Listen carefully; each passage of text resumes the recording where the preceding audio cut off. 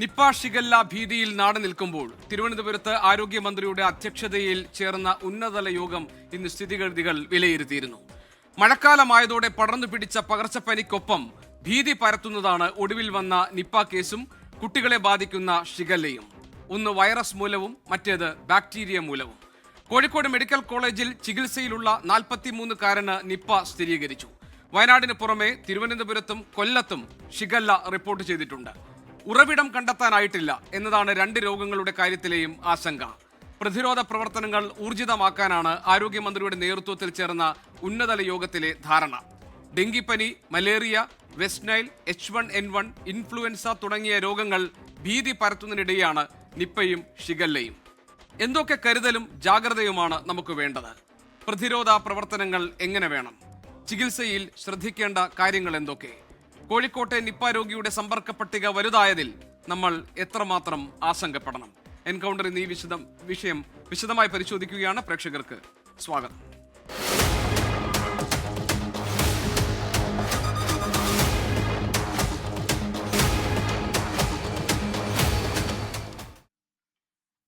വിദഗ്ധരായ ഡോക്ടർമാർ അതിഥികളെ എത്തുന്ന ഈ ചർച്ചയിലേക്ക് കടക്കുന്നതിന് മുൻപ് ഏറ്റവും പുതിയ രോഗവിവര കണക്കുകൾ നമുക്കൊന്ന് പരിശോധിക്കാം. കോഴിക്കോട് വീണ്ടും നിപ്പ വൈറസ് സ്ഥിരീകരിച്ചതോടെ അതീവ ജാഗ്രതാ നിർദ്ദേശം നൽകിയിരിക്കുകയാണ് ആരോഗ്യവകുപ്പ്.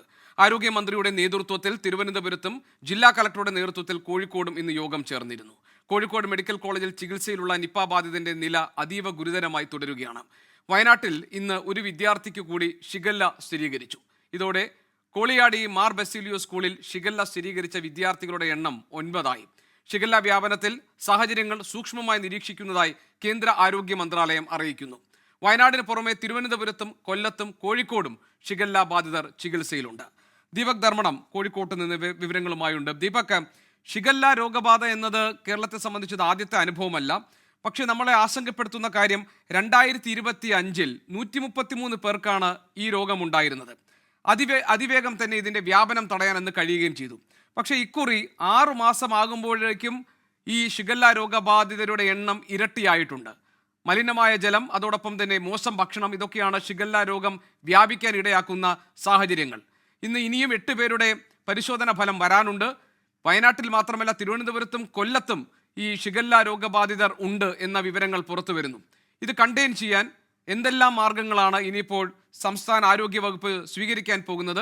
വയനാട്ടിലെ സ്ഥിതി നിയന്ത്രണ വിധേയമായിട്ടുണ്ടോ?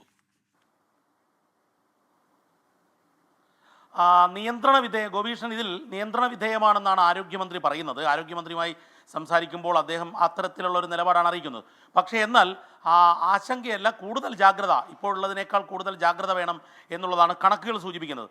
അതായത് ഇന്ന് ആരോഗ്യവകുപ്പ് ഔദ്യോഗികമായി പറഞ്ഞ കണക്ക് പ്രകാരം ഈ ഷിഗല്ല രോഗികളുടെ എണ്ണം വയനാട്ടിൽ മാത്രം 9 പേർക്ക് ഷിഗല്ല സ്ഥിരീകരിച്ചു കഴിഞ്ഞു. മറ്റൊന്ന് കോഴിക്കോട് 3 പേർ, കൊല്ലം 2 പേർ, തിരുവനന്തപുരത്ത് 6 പേർ. ഇത് കൺഫേംഡ് ആണ്. ഇതുകൂടാതെ സംശയാസ്പദമായ സാഹചര്യത്തിൽ ഷിഗല്ല രോഗലക്ഷണങ്ങളുമായി ആശുപത്രിയിലുള്ളത് വയനാട്ടിൽ 47 പേരും, കോഴിക്കോട് 3 പേരും, തിരുവനന്തപുരത്ത് 3, കൊല്ലം 2, ഈ രീതിയിലുമാണ്. അപ്പോൾ വയനാട്ടിലെ രോഗികളുടെ എണ്ണം കൂടാനുള്ള സാധ്യതയുണ്ട് എന്നതിൻ്റെ സൂചനയാണ് ആരോഗ്യവകുപ്പിൽ നിന്ന് ലഭിക്കുന്നത്. പരിശോധനാ ഫലം വരുന്ന മുറയ്ക്ക് മാത്രമാണ് അതറിയിക്കുന്നത്.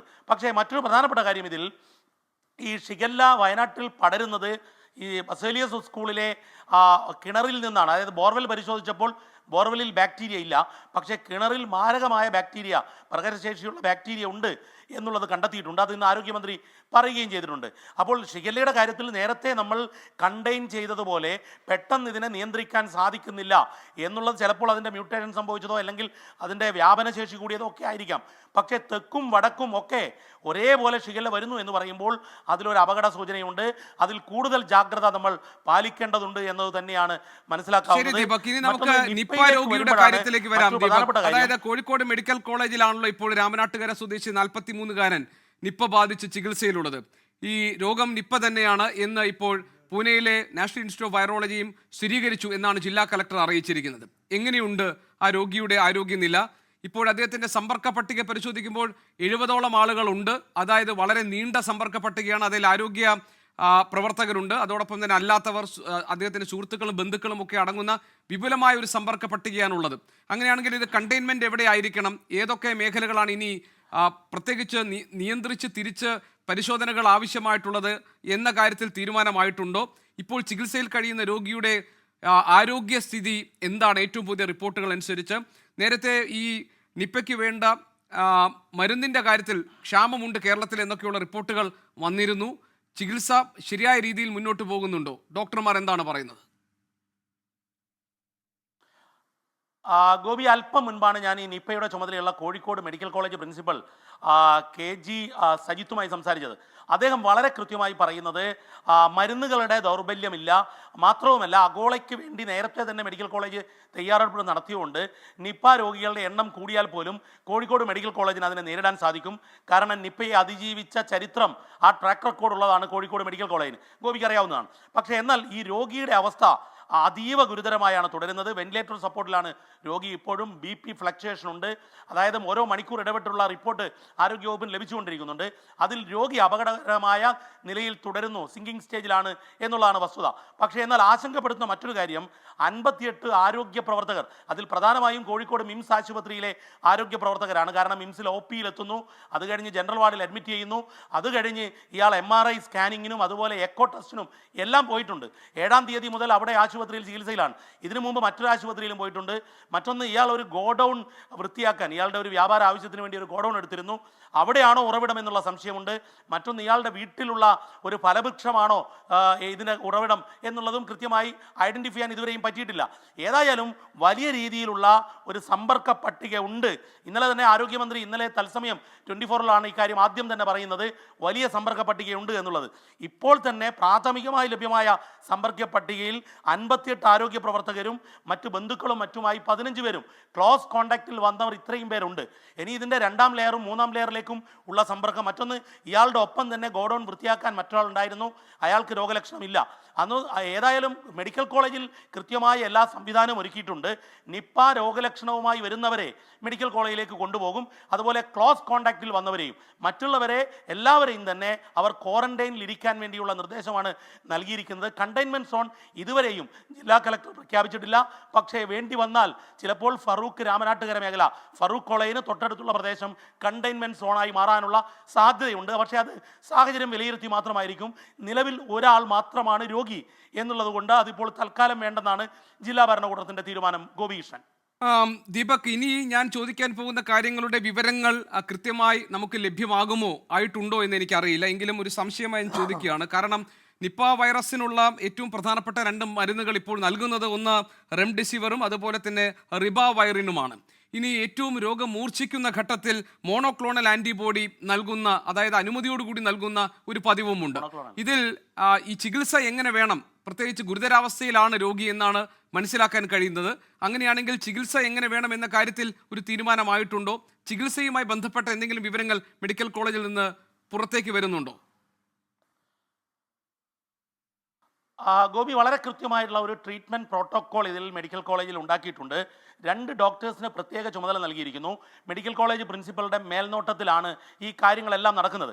മാത്രവുമല്ല, നേരത്തെ തന്നെ, അതായത് ഇന്ന് ആരോഗ്യമന്ത്രി വിളിച്ച ഓൺലൈൻ യോഗത്തിൽ വളരെ കൃത്യമായി ആരോഗ്യമന്ത്രി തന്നെ പറഞ്ഞത്, നേരത്തെ നിപ്പ കൈകാര്യം ചെയ്ത് പരിചയമുള്ള ആളാണ് കോഴിക്കോട് മെഡിക്കൽ കോളേജ് പ്രിൻസിപ്പൾ, അതുകൊണ്ട് അദ്ദേഹത്തിന് തന്നെ ചുമതല നൽകിയിരിക്കുന്നു എന്നുള്ളതാണ്. അപ്പോൾ നേരത്തെ തന്നെ ഇത് അതിജീവിച്ച ഒരു പരിചയം കോഴിക്കോട് മെഡിക്കൽ കോളേജിനുണ്ട്. അതുകൊണ്ട് തന്നെ ഒരു ട്രീറ്റ്മെൻറ്റ് പ്രോട്ടോക്കോൾ ഉണ്ടാക്കിയിട്ടുണ്ട്. ഇതിൽ ആദ്യ സ്റ്റേജിലുള്ള ചികിത്സയാണ് ഇപ്പോൾ നടക്കുന്നത്. മോണോക്ലോണൈഡ് ഉപയോഗിച്ചുള്ള ഏറ്റവും അവസാന ഘട്ടത്തിൽ ഉള്ള ചികിത്സയിലേക്ക് കടന്നിട്ടില്ല. പക്ഷേ ഒരു പ്രധാനപ്പെട്ട പ്രശ്നം, ഈ രോഗി മരുന്നുകളോട് പൂർണ്ണമായും പ്രതികരിച്ചു തുടങ്ങിയിട്ടില്ല എന്നുള്ളതാണ്. ഇപ്പോൾ വെന്റിലേറ്റർ സപ്പോർട്ടിൽ രോഗി സിങ്കിങ് സ്റ്റേജിൽ തുടരുന്നു എന്നുള്ളത് മാത്രമാണ്. മറ്റൊന്ന്, മരുന്നിൻ്റെ ലഭ്യത സംബന്ധിച്ച് അത് ഉറപ്പാക്കാൻ വേണ്ടി കൃത്യമായ നടപടികൾ സ്വീകരിച്ചിട്ടുണ്ട് എന്നുള്ളതാണ് ആരോഗ്യവകുപ്പ് അധികൃതർ അറിയിക്കുന്നത്. പക്ഷേ എന്നിരുന്നാലും ഈ രോഗികളുടെ എണ്ണം കൂടുകയാണെങ്കിൽ ഒരു അടിയന്തര സാഹചര്യത്തിലേക്ക് പോകേണ്ടി വരും. അത് കൂടുതൽ പ്രശ്നസങ്കീർണമാവുകയും ചെയ്യും. പക്ഷേ അങ്ങനെ പോകാനുള്ള സാധ്യതയില്ല എന്നുള്ളതാണ് ഒരു മെഡിക്കൽ ഇൻ്റലിജൻസ് എന്നുള്ള നിലയിൽ ഇപ്പോൾ ലഭിക്കുന്ന വിവരം. ഗോപികൃഷ്ണൻ. ശരി, ദീപക് ധർമ്മടം ഞങ്ങളുടെ പ്രതിനിധിയാണ് വിവരങ്ങൾ നൽകിയത് കോഴിക്കോട്ട് നിന്ന്. ഒന്ന്, ഷിഗല്ല രോഗവ്യാപനവുമായി ബന്ധപ്പെട്ട് പുറത്തുവരുന്ന പ്രധാനപ്പെട്ട വിവരങ്ങൾ, പ്രതിരോധ പ്രവർത്തനങ്ങൾ ഊർജിതമാക്കാനുള്ള തീരുമാനം, അതോടൊപ്പം തന്നെ മലിനമാക്കപ്പെട്ട ജലം, അതായത് ബാക്ടീരിയയുടെ അംശം അല്ലെങ്കിൽ സാന്നിധ്യം കണ്ടെത്തിയിട്ടുള്ള ഇടങ്ങൾ സൂപ്പർ ക്ലോറിനേറ്റ് ചെയ്യാൻ വേണ്ടിയുള്ള തീരുമാനം ഉണ്ടാകുന്നു. ഷിഗല്ലയുടെ വ്യാപനം തടയാൻ ഒരുപക്ഷെ ഈ പ്രതിരോധ പ്രവർത്തനങ്ങൾ കാര്യമായി തന്നെ സഹായിക്കും എന്നാണ് നമ്മൾ പ്രതീക്ഷിക്കേണ്ടത്. അതേസമയം തെക്കൻ ജില്ലകളിലും തിരുവനന്തപുരത്തും അതുപോലെ കൊല്ലത്തുമൊക്കെ ഈ ഷിഗല്ല രോഗബാധിതർ ഉണ്ട് എന്ന റിപ്പോർട്ടുകൾ പുറത്തു വരികയാണ്. മറ്റൊന്ന് ആശങ്കയുണ്ടാക്കുന്ന ഒരു കാര്യമാണ് നിപ്പ രോഗബാധയുമായി ഇപ്പോൾ ചികിത്സയിൽ കോഴിക്കോട് മെഡിക്കൽ കോളേജിൽ കഴിയുന്ന 43-കാരൻ്റെ നില സംബന്ധിച്ച് പുറത്തു വരുന്ന വിവരങ്ങൾ. മരുന്നുകളോട് പൂർണ്ണമായി പ്രതികരിച്ചു തുടങ്ങിയിട്ടില്ല എന്നത് നമ്മളെ ആശങ്കപ്പെടുത്തുന്ന വിവരമാണ്. അതിലേറെ ആശങ്കപ്പെടുത്തുന്ന മറ്റൊന്നാണ് 52 പേരുടെ ഒരു വലിയ സമ്പർക്ക പട്ടിക ഉണ്ടായിട്ടുണ്ട്. 52 പേരുമായി നേരിട്ടുള്ള സമ്പർക്കമുണ്ട്. ആരോഗ്യ പ്രവർത്തകർ ഉൾപ്പെടെയുള്ളവർ ഇവിടെ ഒരു നീണ്ട പട്ടിക തന്നെ, ക്ഷമിക്കണം, ഏതാണ്ട് 70-ലധികം പേരുടെ സമ്പർക്ക പട്ടികയാണ്. അതുകൊണ്ട് വലിയ ഒരു നീണ്ട പട്ടിക തന്നെയാണ് വന്നിരിക്കുന്നത്. ഇവരിലാരും തന്നെ ഇപ്പോൾ പ്രകടമായ രോഗലക്ഷണങ്ങൾ കാണിക്കുന്നില്ല. അതുകൊണ്ട് ഇത് കാര്യമായി പകരാനുള്ള സാധ്യതയില്ല എന്ന ആശ്വാസത്തിൽ നമുക്ക് നിൽക്കാം. എന്തൊക്കെയാണ് ഇനി കരുതേണ്ടത്? ഏതൊക്കെ തരത്തിലുള്ള ജാഗ്രതയാണ് പൊതുജനങ്ങൾക്ക് ഉണ്ടാകേണ്ടത്? ഏതെങ്കിലും ഒരു പ്രത്യേക മേഖലയിലുള്ള ആളുകൾ സവിശേഷമായ കരുതലുകൾ സ്വീകരിക്കേണ്ടതുണ്ടോ? ഷിഗല്ല രോഗബാധയുടെ വ്യാപനം തടയാൻ നമ്മൾ എന്തൊക്കെ ചെയ്യണം? നിപ്പയിൽ നമ്മൾ എന്തൊക്കെ കരുതിയിരിക്കണം? ഈ കാര്യങ്ങൾ പൊതുജനങ്ങളുടെ താല്പര്യം മുൻനിർത്തി ഈ വിഷയം ഇന്ന് എൻകൗണ്ടർ വിശദമായി പരിശോധിക്കുകയാണ്. ആരോഗ്യമന്ത്രി കെ മുരളീധരൻ അദ്ദേഹം അല്പസമയത്തിനകം നമ്മളോടൊപ്പം ചേരും. അദ്ദേഹത്തിന് വേണ്ടിയുള്ള ലൈവ് സെറ്റിംഗ്സ് എല്ലാം ഞങ്ങൾ ശരിയാക്കി വെച്ചിരിക്കുന്നു. ആരോഗ്യമന്ത്രിയുടെ ഓഫീസിൽ വലിയ തിരക്കുണ്ട്. അദ്ദേഹം പലരുമായി സംസാരിച്ചു കൊണ്ടിരിക്കുകയാണ്. അതുകൊണ്ട് ഇപ്പോൾ നമുക്ക് കിട്ടുന്ന വിവരമനുസരിച്ച് അല്പസമയത്തിനകം അദ്ദേഹം ഈ ചർച്ചയിൽ തത്സമയം നമ്മളോടൊപ്പം ഉണ്ടാകും എന്നാണ്. അദ്ദേഹത്തോട് മാത്രമായി ചില കാര്യങ്ങൾ നമുക്ക് ചോദിച്ചറിയാനുമുണ്ട്. അതിഥികൾ ഇന്ന് നമ്മളോടൊപ്പം ഉള്ളത് പൊതുജനാരോഗ്യ വിദഗ്ധൻ ഡോക്ടർ എ അൽത്താഫ്, അതോടൊപ്പം തന്നെ ശിശുരോഗ വിദഗ്ധ ഡോക്ടർ സൗമ്യ സരിൻ എന്നിവരാണ്. ആരോഗ്യമന്ത്രി അല്പസമയത്തിനകം ഈ ചർച്ചയുടെ ഭാഗമാകും. ഡോക്ടർ എ അൽത്താഫ്, ഇത് ആദ്യം നമുക്ക് നിപ്പയിലേക്ക് വരാം. അതീവ ഗൗരവ സ്വഭാവമുള്ള ഒന്നായി ഈ നിപ്പ രോഗബാധയുമായി ബന്ധപ്പെട്ട വിവരങ്ങൾ മാറുകയാണ്. കാരണം ഒന്ന്, ഒരാൾക്കാണ് ഇത് ഡിറ്റക്ട് ചെയ്തിട്ടുള്ളത്, പക്ഷേ സമ്പർക്ക പട്ടിക വളരെ വലുതാണ്. കൂടുതൽ പേരിലേക്ക് രോഗം വ്യാപിക്കാനുള്ള സാഹചര്യമുണ്ട് എന്നാണോ നമ്മൾ മനസ്സിലാക്കേണ്ടത്? രോഗി പൂർണ്ണമായും മരുന്നുകളോട് പ്രതികരിച്ചു തുടങ്ങിയിട്ടില്ല എന്ന വിവരങ്ങൾ ഞങ്ങളുടെ പ്രതിനിധി ദീപക് ധർമ്മടം നേരത്തെ കോഴിക്കോട്ട് നിന്ന് നൽകി. അങ്ങനെയാണെങ്കിൽ ഈ മോണോക്ലോണൽ ആൻറ്റിബോഡി എന്ന ചികിത്സാ രീതിയിലേക്ക് പോകേണ്ടി വരുമോ ഡോക്ടർ അൽത്താഫ്?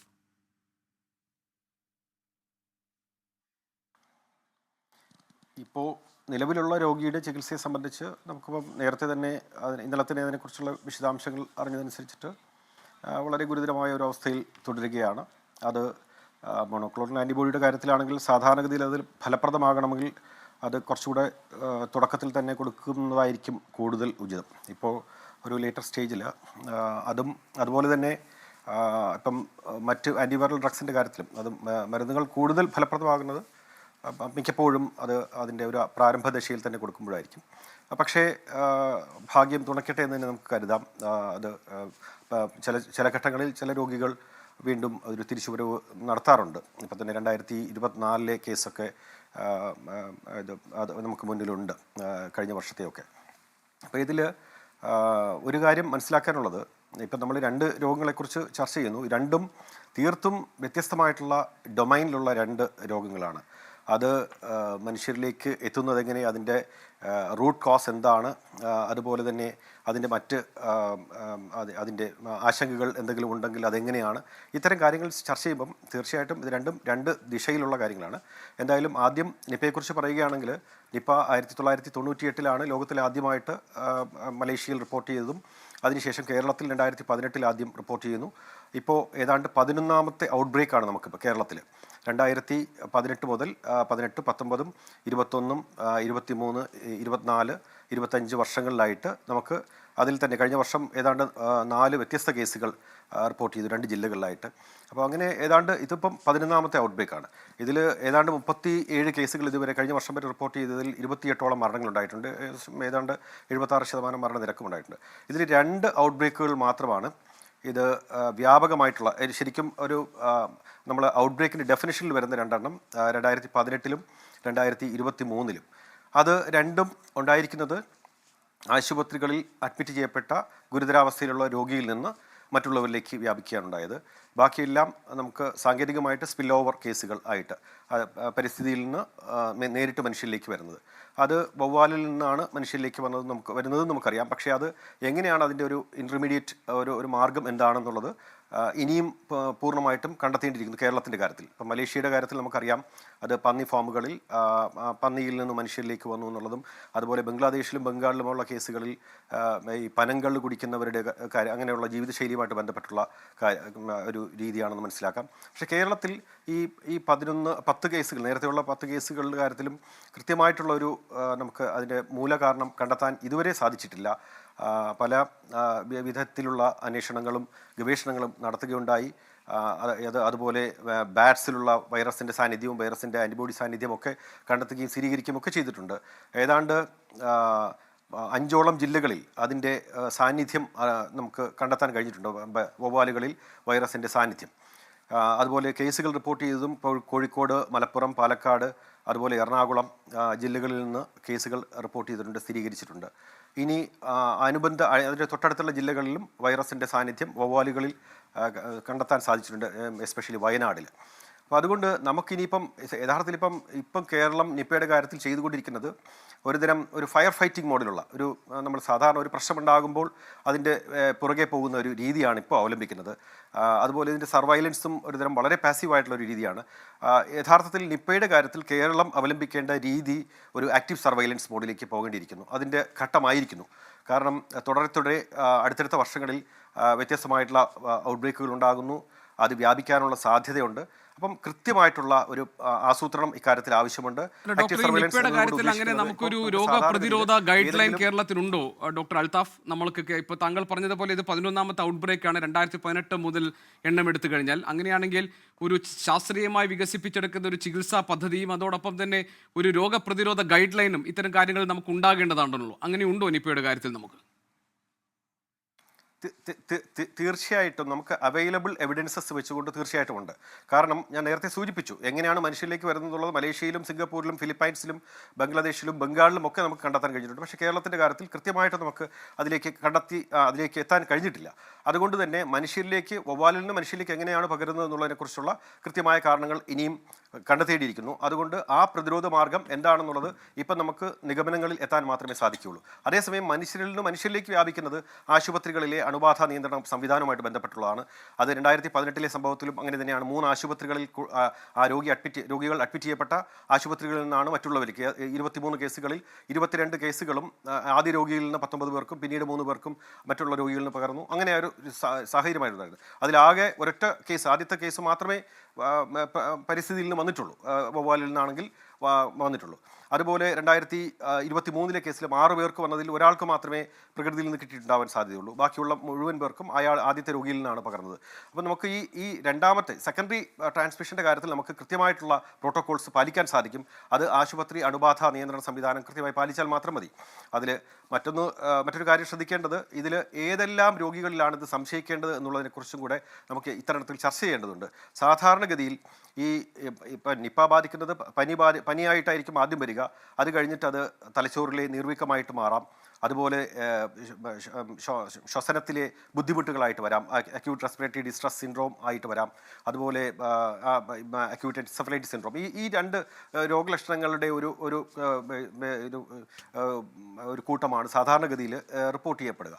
അതിലാണ് നിപ്പ കണ്ടെത്തുക. അപ്പം നമുക്ക് ചെയ്യേണ്ടത് ഇതുപോലെ സമാനമായിട്ടുള്ള നിരവധി കേസുകൾ പല ജില്ലകളിലായിട്ട്, പ്രത്യേകിച്ച് മലബാർ ജില്ലകളിൽ കഴിഞ്ഞ വർഷങ്ങളിൽ തുടരെ റിപ്പോർട്ട് ചെയ്യുന്നുണ്ട്. 100-ലധികം കേസുകൾ തന്നെ AES കഴിഞ്ഞ വർഷങ്ങളിൽ പ്രത്യേകിച്ച് മലബാറിലെ ഈ 2-3 ജില്ലകളിലായിട്ട് റിപ്പോർട്ട് ചെയ്യപ്പെടുകയുണ്ടായിട്ടുണ്ട്. അതിൽ 1/3 മരണങ്ങൾ ഉണ്ടായിട്ടുണ്ട്. നമുക്ക് വേണ്ടത് കൃത്യമായിട്ടുള്ള ഈ ഒരു ആക്റ്റീവ് സർവൈലൻസ് എന്ന് ഞാൻ ഉദ്ദേശിച്ചത്, ഇത്തരം കേസുകളെല്ലാം തന്നെ നമുക്ക് ടെസ്റ്റ് ചെയ്ത് അത് നിപ്പ ഇല്ല എന്നുള്ള ഉറപ്പുവരുത്തേണ്ടതുണ്ട്.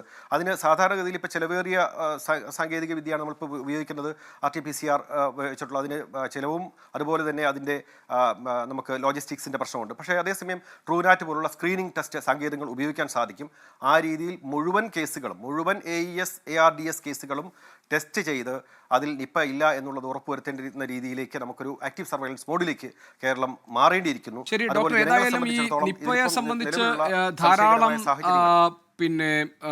തെറ്റിദ്ധാരണ ഉണ്ടാക്കുന്ന കുറേ വിവരങ്ങളൊക്കെ ഒരു സമയത്ത് വന്നിരുന്നു. അതായത് ആളുകൾ ഫ്രൂട്ട്സ് വാങ്ങാതെ മാറി നിന്ന സമയമൊക്കെ നമ്മുടെ ഓർമ്മയിലുണ്ട്. അപ്പോൾ കുറേ തെറ്റിദ്ധാരണകൾ ഇതുമായി ബന്ധപ്പെട്ടൊക്കെ ഉണ്ടായിരുന്നു ഒരു സമയത്ത്. ആ കാര്യത്തിൽ കൂടി ഡോക്ടറുടെ വിദഗ്ധമായ അഭിപ്രായങ്ങൾ ആവശ്യമാണ്. പക്ഷേ ഞാൻ താങ്കളിലേക്ക് വരാം. ഞാൻ ഡോക്ടർ സൗമ്യ സരിനിലേക്ക് ഒന്ന് പോട്ടെ. ഡോക്ടർ സൗമ്യ സരിൻ, ഈ ഷിഗല്ല രോഗവ്യാപനം എന്ന വിവരം വരുമ്പോൾ സാധാരണ കേരളത്തിലെ മാതാപിതാക്കളും രക്ഷിതാക്കളുമാണ് കൂടുതലും ആശങ്കപ്പെടുന്നത്. അതിനൊരു കാരണം ഈ രോഗം മനസ്സിലാക്കിയിടത്തോളം 5 വയസ്സിന് താഴെയുള്ള കുട്ടികളെയാണ് കൂടുതലായി ബാധിക്കുന്നത് എന്നാണ്. ഒരു ലൈൻമാൻ അറിയാവുന്ന കാര്യങ്ങളെ എനിക്ക് ഈ രോഗത്തെക്കുറിച്ച് അറിയുള്ളൂ. അതിൽ ഒന്ന് കുടലിനെ ബാധിക്കുന്ന ഗുരുതരമായ ഒരു ബാക്ടീരിയ രോഗമാണ് എന്നതും മലിനമായ ജലത്തിൽ നിന്നും മോശം ഭക്ഷണത്തിൽ നിന്നുമാണ് ഈ രോഗം ഉണ്ടാകുന്നത് എന്നുമാണ്. പക്ഷേ ഈ രോഗത്തെ സംബന്ധിച്ച് ഇപ്പോൾ നമ്മുടെ മുന്നിലുള്ള ഒരു പ്രധാനപ്പെട്ട പ്രശ്നം ഇതിൻ്റെ ഉറവിടം എവിടെയാണ് എന്ന് കണ്ടെത്താൻ കഴിയുന്നില്ല എന്നാണ്. എല്ലാ വിഭാഗം ജനങ്ങളിലും എത്താവുന്ന ഒരു രോഗമാണോ ഷിഗല്ല? അതിനങ്ങനെ വലിയൊരു ഹിസ്റ്ററി ഉണ്ടോ കേരളത്തെ സംബന്ധിച്ച്? എങ്ങനെയാണ് ഈ രോഗം വരാതിരിക്കാൻ ശ്രദ്ധിക്കേണ്ടത്? ആരാണ് കൂടുതൽ മുൻകരുതലെടുക്കേണ്ടത്? ഗോപി പറഞ്ഞ പോലെ തന്നെ വയറിളക്ക രോഗങ്ങൾ എപ്പോഴും കൂടുതൽ ബാധിക്കുന്നത് കുട്ടികളെയാണ്. പക്ഷെ അതിനർത്ഥം ഒരിക്കലും ഇത് കുട്ടികളെ മാത്രം ബാധിക്കുന്ന ഒരു രോഗമാണ് എന്നുള്ളതല്ല. ഇത് എല്ലാവരെയും, ഇത് അഡൾട്ടിനെയും കുട്ടികളെയും ഒരുപോലെ ബാധിക്കുന്ന ഒരു ഇൻഫെക്റ്റീവ് ഡയറിയ, അതായത് അണുബാധ മൂലമുണ്ടാകുന്ന ഒരു വയറിളക്ക രോഗം ഉണ്ടാക്കുന്ന ഒരു ബാക്ടീരിയയാണ്. വയറിളക്ക രോഗങ്ങൾ ടോട്ടലി എടുത്തു നോക്കുന്ന സമയത്ത് ബഹുഭൂരിപക്ഷം വയറിളക്ക രോഗങ്ങളുടെയും കാരണം എന്ന് പറയുന്നത് വൈറസുകളാണ്. അതായത് റോട്ടാ വൈറസ്, അഡിനോ വൈറസ്, അങ്ങനെ ധാരാളം വൈറസുകൾ ഡയറിയ ഉണ്ടാക്കുന്നുണ്ട്. ബഹുഭൂരിപക്ഷം കാരണവും വൈറസുകൾ തന്നെയാണ്. അതിൽ തന്നെ ടോട്ടൽ കേസുകളിൽ വളരെ ചെറിയൊരു ശതമാനം മാത്രമാണ് ബാക്ടീരിയൽ ഡയറിയ, അതായത് ബാക്ടീരിയകൾ ഉണ്ടാക്കുന്ന ഡയറിയകൾ. അതിൽ തന്നെ വളരെ ചെറിയൊരു ശതമാനമാണ്. അതിൽ തന്നെ ആ ബാക്ടീരിയൽ ഡയറിയകളുടെ തന്നെ ധാരാളം, ഇപ്പൊ കോളയുണ്ട്, ഷിഗല്ലയുണ്ട്, അങ്ങനെ ധാരാളം ബാക്ടീരിയകൾ, ക്യാമ്പലോബാക്ടർ, അങ്ങനെയുള്ള ധാരാളം ബാക്ടീരിയകൾ ഡയറിയകൾ ഉണ്ടാക്കുന്നുണ്ട്. അത് മുതിർന്ന ആളുകളിലും കുട്ടികളിലും ഒരുപോലെ ഉണ്ടാവുന്നുണ്ട്. പക്ഷെ എന്തുകൊണ്ട് ഷിഗല്ല കുറച്ചുകൂടി സീരിയസ് ആയിട്ടൊരു സിറ്റുവേഷനിലേക്ക് പോകുന്നു എന്നതിന്റെ കാരണം, ഷിഗല്ലയിൽ തന്നെ പലതരം സ്ട്രെയിനുകൾ ഉണ്ട്. അതിൽ തന്നെ ടൈപ്പ് 1 എന്ന് പറയുന്ന സ്ട്രെയിൻ ഉണ്ടാക്കുന്ന കോംപ്ലിക്കേഷൻസ്, അതൊരു ഷിഗ ടോക്സിൻ എന്ന് പറയുന്നത്, ഇപ്പോ ഗോപി പറഞ്ഞ പോലെ തന്നെ നമ്മുടെ കുടലിൽ ഈ ബാക്ടീരിയ എത്തിക്കഴിഞ്ഞാൽ അത് ആ കുടലിൽ പെറ്റുവരികയും അവിടെ ഒരു ടോക്സിൻ, ഒരു വിഷവസ്തു ഉണ്ടാക്കുകയും ചെയ്യുന്നു. ഷിഗ ടോക്സിൻ എന്നാണ് അതിന്റെ പേര്. അപ്പൊ അത് കുടലിൽ ആ ഒരു ടോക്സിൻ ഉണ്ടാവുന്നതിന്റെ ഫലമായിട്ട് ബാക്കിയുള്ള ഡയറിയ, ഇപ്പൊ നമ്മൾ വൈറസുകൾ ഉണ്ടാക്കുന്ന ഡയറികൾ എടുത്ത് നോക്കിക്കഴിഞ്ഞാൽ അത് വലിയ രീതിയിൽ ഒരു കോംപ്ലിക്കേഷൻസിലേക്കൊന്നും പോകാറില്ല. നമുക്കറിയാം, നമ്മുടെ കുഞ്ഞുങ്ങളെ എടുത്ത് നോക്കിക്കഴിഞ്ഞാൽ ഒരു തവണയെങ്കിലും വയറിളക്ക രോഗം വരാത്ത കുഞ്ഞുങ്ങൾ വളരെ കുറവായിരിക്കും. എല്ലാവർക്കും ആ ഒരു അച്ഛനമ്മമാര് ഒരു തവണയെങ്കിലും കുട്ടിക്ക് വയറിളക്ക രോഗം വന്നിട്ട് നമ്മൾ ചികിത്സിച്ചിട്ടുണ്ടായിരിക്കും. സോ എല്ലാവർക്കും അറിയുന്ന കാര്യമാണ്. സപ്പോർട്ടീവ് ട്രീറ്റ്മെന്റ് ആണ് പ്രധാനമായിട്ടും. കാരണം അതൊക്കെ അധികവും വൈറസുകൾ ഉണ്ടാക്കുന്നതാണ്. നമ്മൾ ORS പോലെയുള്ള ലായനികൾ കൊടുക്കുക, ഡീഹൈഡ്രേഷൻ, നിർജ്ജലീകരണത്തിനെ പ്രിവെന്റ് ചെയ്യുക. വളരെ കുറച്ച് ശതമാനം കേസുകളിലെ നമുക്ക് ആന്റിബയോട്ടിക്കുകൾ കൊടുക്കേണ്ടി വരാറുള്ളൂ. അത് ബാക്ടീരിയ മൂലം ഉണ്ടാവുന്ന വയറിളക്ക രോഗങ്ങളാണ്. പക്ഷേ ഈ ഷിഗല്ല, പ്രത്യേകിച്ച് ടൈപ്പ് 1 സ്ട്രെയിൻ ഉണ്ടാക്കുന്ന ഈ പറയുന്ന ഷിഗ ടോക്സിൻ, ഇത് പലതരം കോംപ്ലിക്കേഷൻസിലേക്ക് പോകുന്നു. അതിൽ തന്നെ ഏറ്റവും വലിയൊരു കോംപ്ലിക്കേഷൻ, കോമണസ്റ്റ് കോംപ്ലിക്കേഷൻ എന്ന് പറയുന്നത് severe dehydration and electrolyte imbalance ആണ്.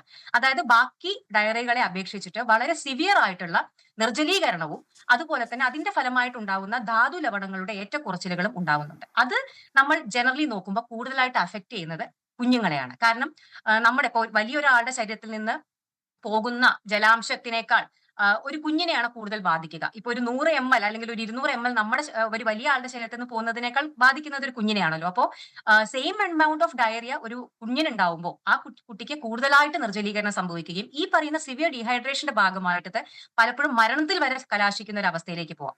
അത് മാത്രമല്ല, ധാരാളം കോംപ്ലിക്കേഷൻസ് ഇപ്പം ഞാൻ പറഞ്ഞില്ല, ഏറ്റവും കോമൺ ആയിട്ട് കാണുന്നത് സിവിയർ ഡീഹൈഡ്രേഷൻ, നിർജ്ജലീകരണവും ഇലക്ട്രോലൈറ്റ് ഇംബാലൻസസുമാണ്. അത് കൂടാതെ തന്നെ HUS എന്ന് പറയുന്ന ഹീമോലൈറ്റിക് യൂറീമിക് സിൻഡ്രോം എന്ന് പറയുന്ന ഒരു അവസ്ഥയിലേക്ക്, അതായത് നമ്മുടെ മൂത്രത്തിലൂടെ രക്തം പോകുന്ന ഒരു അവസ്ഥ, പ്ലേറ്റ്ലെറ്റ് കുറയുന്ന അവസ്ഥ, കിഡ്നികളെ, അക്യൂട്ട് കിഡ്നി ഇഞ്ചുറി ഉണ്ടാക്കുന്ന ഒരു കിഡ്നികളെ ബാധിക്കുന്ന അവസ്ഥയിലേക്ക് ഈ ഷിഗ ടോക്സിൻ ഒരു കോംപ്ലിക്കേഷൻസിലേക്ക് പോകാനുള്ള സാധ്യതയുണ്ട്.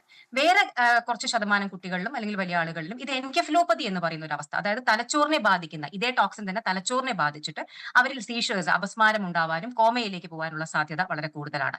കുടലിൽ തന്നെ ടോക്സിക് മെഗാകോളൻ അല്ലെങ്കിൽ അതിനോടനുബന്ധിച്ചിട്ട് പെർഫോറേഷൻ, അതായത് കുടൽ പൊട്ടി വയറിന്റെ ഉള്ളിലേക്ക് നമ്മുടെ മലവും ആ കാര്യങ്ങളെല്ലാം വയറിന്റെ ഉള്ളിലേക്ക് വന്ന് അത് വലിയൊരു രീതിയിലുള്ള സെപ്റ്റിസീമിയ എന്ന് പറയും. നമ്മൾ വലിയൊരു സെപ്സിസ്, ഒരു അണുബാധ, സിവിയർ ആയിട്ടുള്ള ഒരു അണുബാധയിലേക്ക് പോകുന്ന അവസ്ഥയും ഇത്തരത്തിൽ ഷിഗല്ല ഡിസെൻട്രിയിൽ വളരെ കോമൺ ആയിട്ട്, അല്ലെങ്കിൽ ഇങ്ങനെ ടൈപ്പ് 1 ഉണ്ടാക്കുന്ന ഒരു ഷിഗല്ല ഡിസെൻട്രിയിൽ കോമൺ ആയിട്ട് നമ്മൾ കാണാറുണ്ട്. അപ്പൊ അതുകൊണ്ട് തന്നെ ജനറൽ ആയിട്ട് ബാക്ടീരിയൽ ഡിസെൻട്രികളിൽ കൂടുതൽ അപകടകാരിയാവുന്നത് ഷിഗല്ല ആവാനുള്ള കാരണങ്ങളാണ് ഇതൊക്കെ. അതും ഇത് എല്ലാ കോംപ്ലിക്കേഷൻസ് കൂടുതലായിട്ട് നമ്മൾ കാണുന്നത് കുട്ടികളിലുമാണ്. പിന്നെ ഇതിന്റെ ഒരു സോഴ്സ് എന്ന് പറയുന്നത്, ഇപ്പം നിപ്പ പോലെ ഒരിക്കലും ഷിഗല്ല ഡിസെൻട്രി എന്ന് പറയുന്ന ഒരു റെയർ ഡിസീസ് അല്ല. എപ്പോഴും ഷിഗല്ല, ഞങ്ങൾ എല്ലാവരും ഇപ്പൊ വയറിളക്ക രോഗങ്ങൾ, ഇപ്പൊ നമ്മൾ മലം ടെസ്റ്റ് ചെയ്ത് നോക്കുമ്പോൾ, മലത്തിന്റെ കൾച്ചർ ഒക്കെ എടുത്ത് നോക്കുമ്പോൾ ഷിഗല്ല ഡിസെൻട്രി നമ്മൾ ഇടയ്ക്കിടയ്ക്ക് കാണുന്ന ഒരു രോഗം തന്നെയാണ്. ഒരിക്കലും ഇത് റെയർ ഡിസീസോ അല്ലെങ്കിൽ അങ്ങനെ ഒരു നമ്മളിങ്ങനെ എപ്പോഴെങ്കിലും കാണുന്ന ഒരു അപൂർവമായ രോഗമൊന്നുമല്ല. നമ്മൾ കാണാറുണ്ട്. അധിക ശതമാനം ഷിഗല്ല ഡിസെൻട്രി വലിയ പ്രശ്നങ്ങളൊന്നും ഉണ്ടാക്കാതെ ഇത്തരത്തിലുള്ള കോംപ്ലിക്കേഷൻസിലേക്കൊന്നും പോവാതെ നമ്മൾ കൊടുക്കുന്ന സപ്പോർട്ടീവ് ട്രീറ്റ്മെന്റ് ഒബ്വിയസ്ലി നമുക്ക് ആന്റിബയോട്ടിക് കൊടുക്കേണ്ടതായിട്ടുണ്ട്. അതിന്റെ കൂടെ തന്നെ മെയിൻ ആയിട്ട് സപ്പോർട്ടീവ് ട്രീറ്റ്മെന്റ് ORS പോലെ നമുക്ക് നിർജ്ജലീകരണം പ്രിവെന്റ് ചെയ്യാനുള്ള കാര്യങ്ങളും കൂടുതലുള്ള സപ്പോർട്ടീവ് ആയിട്ടുള്ള ട്രീറ്റ്മെന്റുകളിലും മാറിപ്പോകുന്ന ഒരു രോഗം തന്നെയാണ് ഷിഗല്ല ഡിസെൻട്രി. പക്ഷെ ഇതിൽ തന്നെ ഈ പറഞ്ഞ പോലെയുള്ള അപകടകരമായിട്ടുള്ള സ്ട്രെയിനുകൾ വരുമ്പോഴാണ് ഇത്തരത്തിൽ കോംപ്ലിക്കേഷൻസിലേക്ക് പോകുന്നതും. പിന്നെ ഒബ്വിയസ്ലി കൂടുതൽ കേസുകൾ വരുമ്പോൾ ഇപ്പൊ നമ്മൾ 10% എന്ന് പറഞ്ഞാലും 100 കുട്ടികളെ ബാധിക്കുമ്പോൾ അല്ലെങ്കിൽ 100 പേരെ ബാധിക്കുമ്പോൾ 10% 10 പക്ഷെ അതൊരു 10,000 പേരെ ബാധിക്കുന്ന സമയത്ത് ഈ 10% എന്ന് പറയുമ്പോൾ നമ്പറുകൾ കൂടും. അപ്പോൾ കേസ് ഫാറ്റാലിറ്റി റേറ്റ് അല്ലെങ്കിൽ മോർട്ടാലിറ്റി റേറ്റ് വളരെ ചെറിയ ശതമാനമാണെങ്കിൽ പോലും കേസുകൾ കൂടുതൽ പടർന്നു പിടിക്കുമ്പോൾ അതിന് തത്തുല്യമായിട്ടുള്ള നമ്പറിൽ ഇൻക്രീസ് ഇവിടെ മരണത്തിലും അല്ലെങ്കിൽ അങ്ങനെയുള്ള കോംപ്ലിക്കേഷൻസിലും ഉണ്ടാവും. അപ്പൊ അതുകൊണ്ട് എത്രയും വേഗം ആ കേസുകൾ പടർന്നു പിടിക്കുന്നതിനെ കണ്ടെയ്ൻ ചെയ്യുക അല്ലെങ്കിൽ അതിനെ കൺട്രോൾ ചെയ്യുക എന്നുള്ളതും അതിന്റെ സോഴ്സ് കണ്ടെത്തുക, ആ സോഴ്സ് കണ്ടെത്തി അതിനെ എന്താണ് വേണ്ട നടപടികൾ എടുക്കുക എന്നുള്ളതും വളരെ ഇമ്പോർട്ടന്റ് ആണ്. അല്ലെങ്കിൽ കോംപ്ലിക്കേഷൻസിന്റെയും മോർട്ടാലിറ്റി റേറ്റും വളരെ കുറവാണെങ്കിൽ പോലും കേസുകൾ പെരുകി കഴിഞ്ഞു കഴിഞ്ഞാൽ ഇവിടെയും അതിന്റെ കേസുകളുടെ അല്ലെങ്കിൽ മോർട്ടാലിറ്റിയുടെ ഡോക്ടർ സൗമ്യ സെരിൻ, അപ്പോൾ ഇത് കാണുന്ന ധാരാളം രക്ഷിതാക്കളും മാതാപിതാക്കളും ഒക്കെ ഉണ്ടാകും. അങ്ങനെയാണെങ്കിൽ ഇത് ചെറിയൊരു സാധാരണയാണ് ഇപ്പോഴത്തെ വൈറൽ പനി അല്ലെങ്കിൽ ഈ ഭക്ഷണം ദഹിക്കാത്തതിനെ തുടർന്നുള്ള ഇപ്പോൾ വയറിളക്കമാണെങ്കിലും ഛർദിയൊക്കെ ആണെങ്കിലും കുട്ടികൾക്ക് ഈ മഴക്കാലത്ത് സ്വാഭാവികമായി വരുന്നതാണ് ഈ ലക്ഷണങ്ങളൊക്കെ. അപ്പോൾ ഏത് ഘട്ടത്തിലാണ് ഇത് ഷിഗല്ലയാണോ എന്ന് നമ്മൾ സംശയിക്കേണ്ടത്? ഏത് സമയത്താണ് നമ്മളൊരു ഡോക്ടറുടെ സേവനം ഉറപ്പാക്കേണ്ടത്? അത് വളരെ ഇമ്പോർട്ടന്റ് ആയിട്ടുള്ള ഒരു കാര്യമാണ്. കാരണം വയറിളക്ക രോഗങ്ങളിൽ എങ്ങനെയാണ് നമ്മൾ ഷിഗല്ല എന്നുള്ളത് വിചാരിക്കേണ്ട, ഒരു ബാക്ടീരിയൽ ഡയറിയ എങ്ങനെയാണ് നമ്മൾ ഒരു വൈറൽ ഡിസെൻട്രി അല്ലെങ്കിൽ വൈറൽ ഡയറിയയിൽ നിന്ന് ബാക്ടീരിയൽ ഡിസെൻട്രി എങ്ങനെയാണ് നമ്മൾ മാറ്റി നമുക്ക് അറിയേണ്ടത് എന്നുള്ളത്. ഒന്നാമത്തേത് വളരെ കോമൺ ആയിട്ട് കാണുന്ന മാറ്റങ്ങളാണ് ഞാൻ പറയുന്നത്. ഒന്നാമത്തേത് ആ ഡയറിയ, ആ പോകുന്ന മലത്തിന്റെ രീതി. വൈറൽ ഡയറിയകളിൽ സാധാരണ രീതിയിൽ വളരെ വാട്ടറി ആയിട്ടുള്ള വെള്ളം പോലെ പോകുന്ന മലമായിരിക്കും. എന്നാൽ ബാക്ടീരിയൽ ഡിസെൻട്രിയിൽ യൂഷ്വലി കഫവും അതിന്റെ കൂടെ തന്നെ രക്തവും സാധാരണ രീതിയിൽ അതിനെയാണ് ഡിസെൻട്രി എന്ന് പറയുന്നത്. മലത്തിൽ രക്തത്തിന്റെ ഒരു അംശം പലപ്പോഴും കാണാറുണ്ട്. പിന്നെ ഒരു സിവിയറിറ്റി ഓഫ് ഡീഹൈഡ്രേഷൻ. നമുക്കറിയാം ബഹുഭൂരിപക്ഷം ഡയറിയകളിലും കുട്ടികൾ ഡീഹൈഡ്രേറ്റഡ് ആവും. പക്ഷെ എങ്കിൽ പോലും ഒരു വല്ലാത്തൊരു അവസ്ഥയിലേക്ക് കുട്ടികൾ, അതായത് വെള്ളം കുടിക്കാൻ പറ്റാത്ത രീതിയിൽ കുട്ടികൾ ക്ഷീണിച്ചു പോവുക, കുട്ടികളുടെ കണ്ണ് കുഴിഞ്ഞു പോവുക, മൂത്രത്തിന്റെ അളവ് കുറഞ്ഞു പോവുക, അങ്ങനെ കുട്ടികൾ വല്ലാത്തൊരു സിക്കായിട്ടുള്ള അവസ്ഥയിലേക്ക്, അതായത് കുട്ടിയുടെ ഒരു അവസ്ഥ വളരെ മോശമാകുന്നു എന്നൊരു അവസ്ഥയിലേക്ക് നമുക്ക് തോന്നുന്നുണ്ടെങ്കിൽ അതിന്റെ അർത്ഥം കുട്ടി സിവിയർ ആയിട്ടുള്ള ഒരു ഡീഹൈഡ്രേഷനിലേക്ക് പോകുന്നു എന്നുള്ളതാണ്. അത് കൂടുതലായിട്ട് കാണപ്പെടുന്നത് ബാക്ടീരിയൽ ഡിസെൻട്രികളിലാണ്. പിന്നെ ഈ പറഞ്ഞ പോലെ ഞാൻ കോംപ്ലിക്കേഷൻസ് പറഞ്ഞല്ലോ, നമ്മൾ മൂത്രത്തിന്റെ അളവ് വളരെ കുറഞ്ഞു പോകുന്നു, മൂത്രത്തിൽ രക്തത്തിന്റെ അതായത് കളർ മാറ്റം, റോസ് കളറിലോ ചുവന്ന കളറിലോ മൂത്രം പോകുന്നതായിട്ട് കാണുന്നു. കുട്ടിയുടെ സെൻസോറിയം, ഇപ്പോ എൻകെഫലോപ്പതി എന്ന് പറയുന്ന ഒരു അവസ്ഥയിലേക്ക് പോകുമ്പോൾ കുട്ടികൾക്ക് സീഷേഴ്സ് വരാൻ ബാക്ടീരിയൽ ഡിസെൻട്രിയിൽ പല കാരണങ്ങളുണ്ട്. കാരണം സിവിയർ ആയിട്ടുള്ള പനി ഉണ്ടായിരിക്കും. അതാണ് വേറെ ഒരു പ്രധാനപ്പെട്ട നമ്മൾ ഡിഫറൻഷിയേറ്റ് ചെയ്യുന്ന ഒരു കാര്യം. വൈറൽ ഡയറികളിൽ സാധാരണ ഒരു ചെറിയ പനി മാത്രമാണ് സാധാരണ ഉണ്ടാവാറുള്ളത്. പക്ഷെ ബാക്ടീരിയൽ ഡിസെൻട്രിയിൽ വരുന്ന സമയത്ത് വളരെ സിവിയർ ആയിട്ടുള്ള ഹൈ പനിയായിരിക്കും. അപ്പൊ അതിന്റെ ഫലമായിട്ട്, ഹൈ ഫീവറിന്റെ ഫലമായിട്ട് ചിലപ്പോൾ കുട്ടികളിൽ അപസ്മാരം കാണാറുണ്ട്. അല്ലെങ്കിൽ ഇത് ഒരു എൻകെഫലോപ്പതി, നമ്മുടെ തലച്ചോറിനെ ബാധിക്കുന്ന ഒരു അവസ്ഥയിലേക്ക് പോകുന്ന സമയത്തും അപസ്മാരം കാണാറുണ്ട്. സോ ഡയറിയയുടെ കൂടെ നമ്മൾ അപസ്മാരം കാണുന്നു, കുട്ടിയുടെ ബോധമണ്ഡലത്തിൽ സെൻസോറിയത്തിൽ പ്രശ്നങ്ങൾ വരുന്നു, കുട്ടി മിണ്ടുന്നില്ല അല്ലെങ്കിൽ നമ്മൾ വിളിക്കുമ്പോൾ റെസ്പോണ്ട് ചെയ്യുന്നില്ല, അങ്ങനെയൊക്കെ കാണുകയാണെങ്കിൽ പിന്നെ ഒരു നിമിഷം പോലും നമ്മൾ വെയിറ്റ് ചെയ്യരുത്, ഉടൻ തന്നെ ഒരു മെഡിക്കൽ ഹെൽപ്പ് സീക്ക് ചെയ്യേണ്ടതാണ്. പിന്നെ ഈ പറഞ്ഞ പോലെ അക്യൂട്ട് കിഡ്നി ഇഞ്ചുറികളിലേക്ക് പോകുന്ന ഒരു അവസ്ഥയിലാണ് നമുക്ക് മൂത്രത്തിന്റെ കളറിൽ വ്യത്യാസവും മൂത്രത്തിന്റെ അളവിൽ വ്യത്യാസവും ഒക്കെ ഉണ്ടാവുക. അപ്പൊ ഇതൊക്കെയാണ് പ്രധാനപ്പെട്ട. പിന്നെ വയറുവേദന, വളരെ സിവിയർ ആയിട്ടുള്ള അബ്ഡോമിനൽ പെയിനും അതുപോലെ തന്നെ ടെനിസ്മസ് എന്ന് പറയും, അതായത് മലം പോകുന്ന സമയത്ത് സിവിയർ ആയിട്ട് നമുക്ക് ആ അയനൽ ഭാഗത്തൊക്കെ വളരെ സിവിയർ ആയിട്ടുള്ള വേദന കുട്ടി പറയുന്നു, വളരെ സിവിയർ ആയിട്ടുള്ള അബ്ഡോമിനൽ പെയിൻ പറയുന്നു. ഇതെല്ലാം നമുക്ക് ഒരു എന്താ പറയാ, ഒരു ഡേഞ്ചർ സൈൻസ് അല്ലെങ്കിൽ റെഡ് ഫ്ലാഗ്സ് എന്ന് പറഞ്ഞ് നമുക്ക് നമ്മുടെ മനസ്സിൽ സൂക്ഷിക്കേണ്ട കാര്യങ്ങളാണ്. ഇങ്ങനെയൊക്കെയുള്ള ലക്ഷണങ്ങളാണ് കുട്ടിക്ക് കാണുന്നത് എന്നുണ്ടെങ്കിൽ, അല്ലെങ്കിൽ വലിയ ആളുകൾക്കാണെങ്കിലും അതെ കേട്ടോ, അപ്പോൾ നമുക്കതൊരു ബാക്ടീരിയ ആവാം എന്ന് നമുക്ക് സംശയിക്കേണ്ടി വരും. അത് ഷിഗല്ലയോ എന്നുള്ളത് നമുക്ക് കൂടുതൽ ടെസ്റ്റുകൾ ചെയ്താൽ മാത്രമേ അറിയാൻ സാധിക്കുകയുള്ളൂ. പക്ഷേ ഇതൊരു ഇമ്മീഡിയറ്റ് മെഡിക്കൽ ഹെൽപ്പ് വേണ്ട ഒരു സംഗതിയാണ്. ശരി.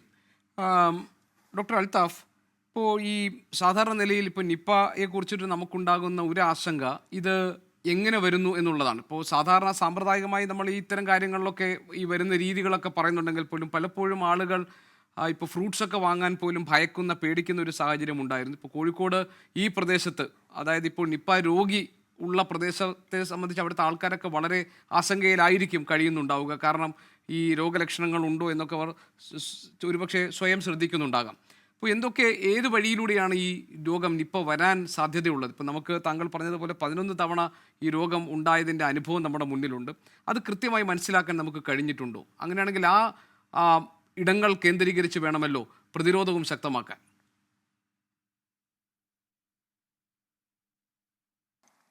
അതെ, തീർച്ചയായിട്ടും. അതിൽ നമ്മളിപ്പോൾ എന്തുകൊണ്ടാണ് ഈ പഴവർഗ്ഗങ്ങളെക്കുറിച്ച് ഇത് പറയാൻ കാരണം എന്ന് ചോദിച്ചാൽ, തീർച്ചയായിട്ടും ഇത് ഈ വവ്വാലുകൾ, പഴം തീനികളായിട്ടുള്ള വവ്വാലുകളാണ് ഈ രോഗവാഹകർ, ഇതിൻ്റെ ഈ നിപ്പ വൈറസിൻ്റെ വാഹകർ. ആ പഴം തീനികളായ വവ്വാലിൻ്റെ വിസർജ്യങ്ങളിലൂടെയും സ്രവങ്ങളിലൂടെയാണ് ഇത് മനുഷ്യരിലേക്ക് പകരുന്നത്.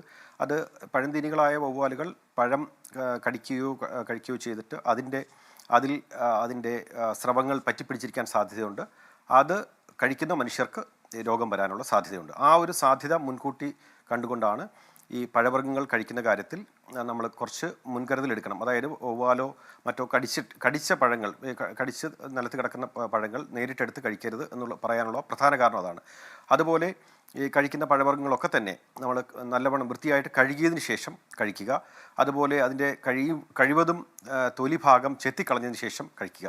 ഇത്തരം മുൻകരുതൽ എടുക്കുന്നതിലൂടെ നമുക്ക് അഥവാ എന്തെങ്കിലും സാധ്യത ഈ പഴവർഗ്ഗങ്ങളിലൂടെ മനുഷ്യരിലേക്ക് നിപ്പ വരാനുള്ള സാധ്യത ഉണ്ടെങ്കിൽ അത് നമുക്ക് ഒഴിവാക്കാൻ സാധിക്കും. ഇതാണ് പ്രധാനമായിട്ടും ഇക്കാര്യത്തിൽ ശ്രദ്ധിക്കേണ്ട മുൻകരുതലുകൾ. പിന്നെ മറ്റു മാർഗങ്ങൾ ഉണ്ടോ എന്നുള്ളതിനെക്കുറിച്ച് തീർച്ചയായിട്ടും മറ്റു മാർഗങ്ങളിലൂടെ മനുഷ്യരിലേക്ക് ഇത് പകരാനുള്ള സാധ്യത കേരളത്തിൻ്റെ പശ്ചാത്തലത്തിൽ അതിനെക്കുറിച്ച് കൂടുതൽ പഠനങ്ങൾ ആവശ്യമാണ്. പഠനങ്ങൾ നടക്കുന്നുണ്ട്. പല വിധത്തിലുള്ള പഠനങ്ങൾ ICMRന്റെ നേതൃത്വത്തിലും NIV പൂനെയുടെ നേതൃത്വത്തിലും അതുപോലെ തന്നെ നമ്മുടെ ആരോഗ്യവകുപ്പിൻ്റെ നേതൃത്വത്തിലൊക്കെ നിരവധി പഠനങ്ങൾ നേരത്തെയും നടത്തിയിരുന്നു. പലതും നടക്കുന്നുണ്ട്. അത് തീർച്ചയായിട്ടും അതിൻ്റെ ഫോളോ അപ്സ് ആവശ്യമുണ്ട്.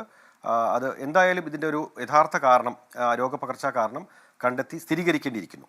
അക്കാര്യത്തിൽ നമുക്ക് കുറച്ചുകൂടെ അതേസമയം ഇതൊരു വലിയൊരു ഭീതിജനകമായിട്ടുള്ള ഒരു സിറ്റുവേഷൻ ആ രീതിയിലേക്ക് നമുക്കതിനെ പർവ്വതീകരിക്കേണ്ട കാര്യവുമില്ല. യഥാർത്ഥത്തിൽ ഇതിൽ ഒരു നല്ല രീതിയിലുള്ള ജാഗ്രതയും കൂടുതൽ ഗവേഷണങ്ങൾ ആവശ്യമാണ്. അതുപോലെ തന്നെ നല്ല രീതിയിലുള്ള ജാഗ്രതയും മുൻകരുതൽ, ഇപ്പം നേരത്തെ പറഞ്ഞതുപോലെ പഴവർഗ്ഗങ്ങളുടെ കാര്യത്തിലും ഒക്കെ തന്നെ ഒരു മുൻകരുതൽ സ്വീകരിക്കുക. പിന്നെ ഇത്തരം പഴന്തീനി വവ്വാലുകൾ കടന്നുകൂടിയിട്ടുള്ള ഇടങ്ങൾ, പ്രത്യേകിച്ച് ഏതെങ്കിലും അടച്ച ഇപ്പോഴത്തെ കേസിൽ നമ്മൾ ചർച്ച ചെയ്യപ്പെടുന്ന ഒരു കാര്യമുണ്ട്, ഒരു ഗോഡൗണിൻ്റെ കാര്യം. അതിൽ തീർച്ചയായിട്ടും ഇത്തരം വവ്വാലുകളാണ് അവിടെ ഉണ്ടായിരുന്നതെങ്കിൽ, അതിൻ്റെ വിസർജ്യങ്ങൾ ഉണ്ടായിരുന്നു എങ്കിൽ അതിനുള്ള രോഗപകർച്ചയ്ക്കുള്ള സാധ്യത ഉണ്ടാകും. അപ്പം അത്തരം സാഹചര്യങ്ങൾ ഒഴിവാക്കുക, അതിൽ വേണ്ട മുൻകരുതൽ സ്വീകരിക്കുക എന്നുള്ളതൊക്കെയാണ് ഇപ്പോൾ നമുക്ക് പറയാൻ സാധിക്കുക. പിന്നെ എന്തെങ്കിലും സമാനമായിട്ടുള്ള രോഗലക്ഷണങ്ങൾ ഉണ്ടെങ്കിൽ തീർച്ചയായിട്ടും ഒരു നല്ല സൗകര്യങ്ങളുള്ള ആശുപത്രിയിലേക്ക്, മെഡിക്കൽ കോളേജുകൾ പോലെ സൗകര്യങ്ങളുള്ള ആശുപത്രിയിലേക്ക് തന്നെ പോകേണ്ടി വരും. അത് ഡോക്ടർ, അവിടെയാണ് ഈ ചികിത്സയുമായി ബന്ധപ്പെട്ട കാര്യങ്ങളിലാണ് പിന്നെ ഒരു സംശയമുള്ളത്. കാരണം ഇത് വൈറൽ രോഗമായതുകൊണ്ട് തന്നെ പലപ്പോഴും ഇതിന് ഫലപ്രദമായ മരുന്നുകളില്ല എന്നൊക്കെയുള്ള പിന്നെ ആ തരത്തിലൊക്കെയുള്ള ധാരണയുണ്ടായിരുന്നു. ഇതിനൊരു സമ്പൂർണ്ണ ചികിത്സ എന്നത് സാധ്യമാണോ എന്നതാണ് പലർക്കും അറിയാൻ താല്പര്യമുണ്ടാകുന്ന ഒരു കാര്യം. ഇപ്പോൾ റെംഡെസിവിർ പോലെയുള്ള മരുന്നുകൾ, അതിൻ്റെ ഉപയോഗം എന്താണ്, എങ്ങനെയാണ് അത് പ്രവർത്തിക്കുക? സമ്പൂർണ്ണമായ ഒരു ചികിത്സ എന്നത് സാധ്യമാണോ ഇതൊരു വൈറൽ രോഗമായതുകൊണ്ട് തന്നെ? നാം മനസ്സിലാക്കേണ്ട ഒരു കാര്യം, റെംഡെസിവിർ ഉൾപ്പെടെയുള്ള മരുന്നുകൾ അത് നിപ്പയ്ക്ക് വേണ്ടിയിട്ടുള്ള മരുന്ന് എന്നുള്ള നിലയ്ക്കല്ല. അത് നേരത്തെ തന്നെ ആൻറ്റിവൈറൽ മരുന്നുകൾ മറ്റ് ആവശ്യങ്ങൾക്കും ഉപയോഗിച്ചുകൊണ്ടിരുന്ന മരുന്നുകൾ. നമുക്കിതിൽ കുറച്ചൊക്കെ ഫലം കാണുന്നുണ്ട് എന്നുള്ള നിരീക്ഷണത്തെ തുടർന്നാണ് അത് ഉപയോഗിക്കുന്നത്.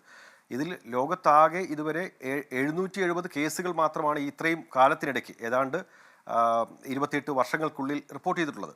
അപ്പോൾ സ്വാഭാവികമായിട്ടും ഇപ്പോൾ ഒരു മോളിക്യൂൾ, ഒരു പുതിയൊരു മരുന്ന് വികസിപ്പിക്കണമെങ്കിൽ അത് കൂടുതൽ പേർക്ക് ആവശ്യമുണ്ടെങ്കിൽ അതിനനുസരിച്ചായിരിക്കും അതിൻ്റെ ഡിമാൻഡ് വരുന്നതും. അത് കൂടുതൽ രാജ്യങ്ങൾ ഇൻവോൾവ് ചെയ്യുകയും അതുപോലെ മറ്റേ മരുന്ന് കമ്പനികളും ഒക്കെ തന്നെ ഇൻവോൾവ് ചെയ്ത് കൂടുതൽ ഗവേഷണങ്ങൾ നടത്തി മരുന്നുകളും അതുപോലെ വാക്സിനും വികസിപ്പിക്കാനുള്ള സാധ്യത. ഇത് നമുക്കിപ്പം യഥാർത്ഥത്തിൽ ഇതിൻ്റെ നിപ്പയുടെ ഒരു പ്രാധാന്യം ഇപ്പോൾ ലോകാരോഗ്യ സംഘടന തന്നെ പറഞ്ഞിട്ടുള്ള ഈ 10ഓളം പാൻഡമിക് പൊട്ടൻഷ്യലുള്ള രോഗങ്ങളിൽ ഒന്നാണ്. ഏറ്റവും അപകടകാരിയായിട്ടുള്ള ഒരു രോഗമാണ്.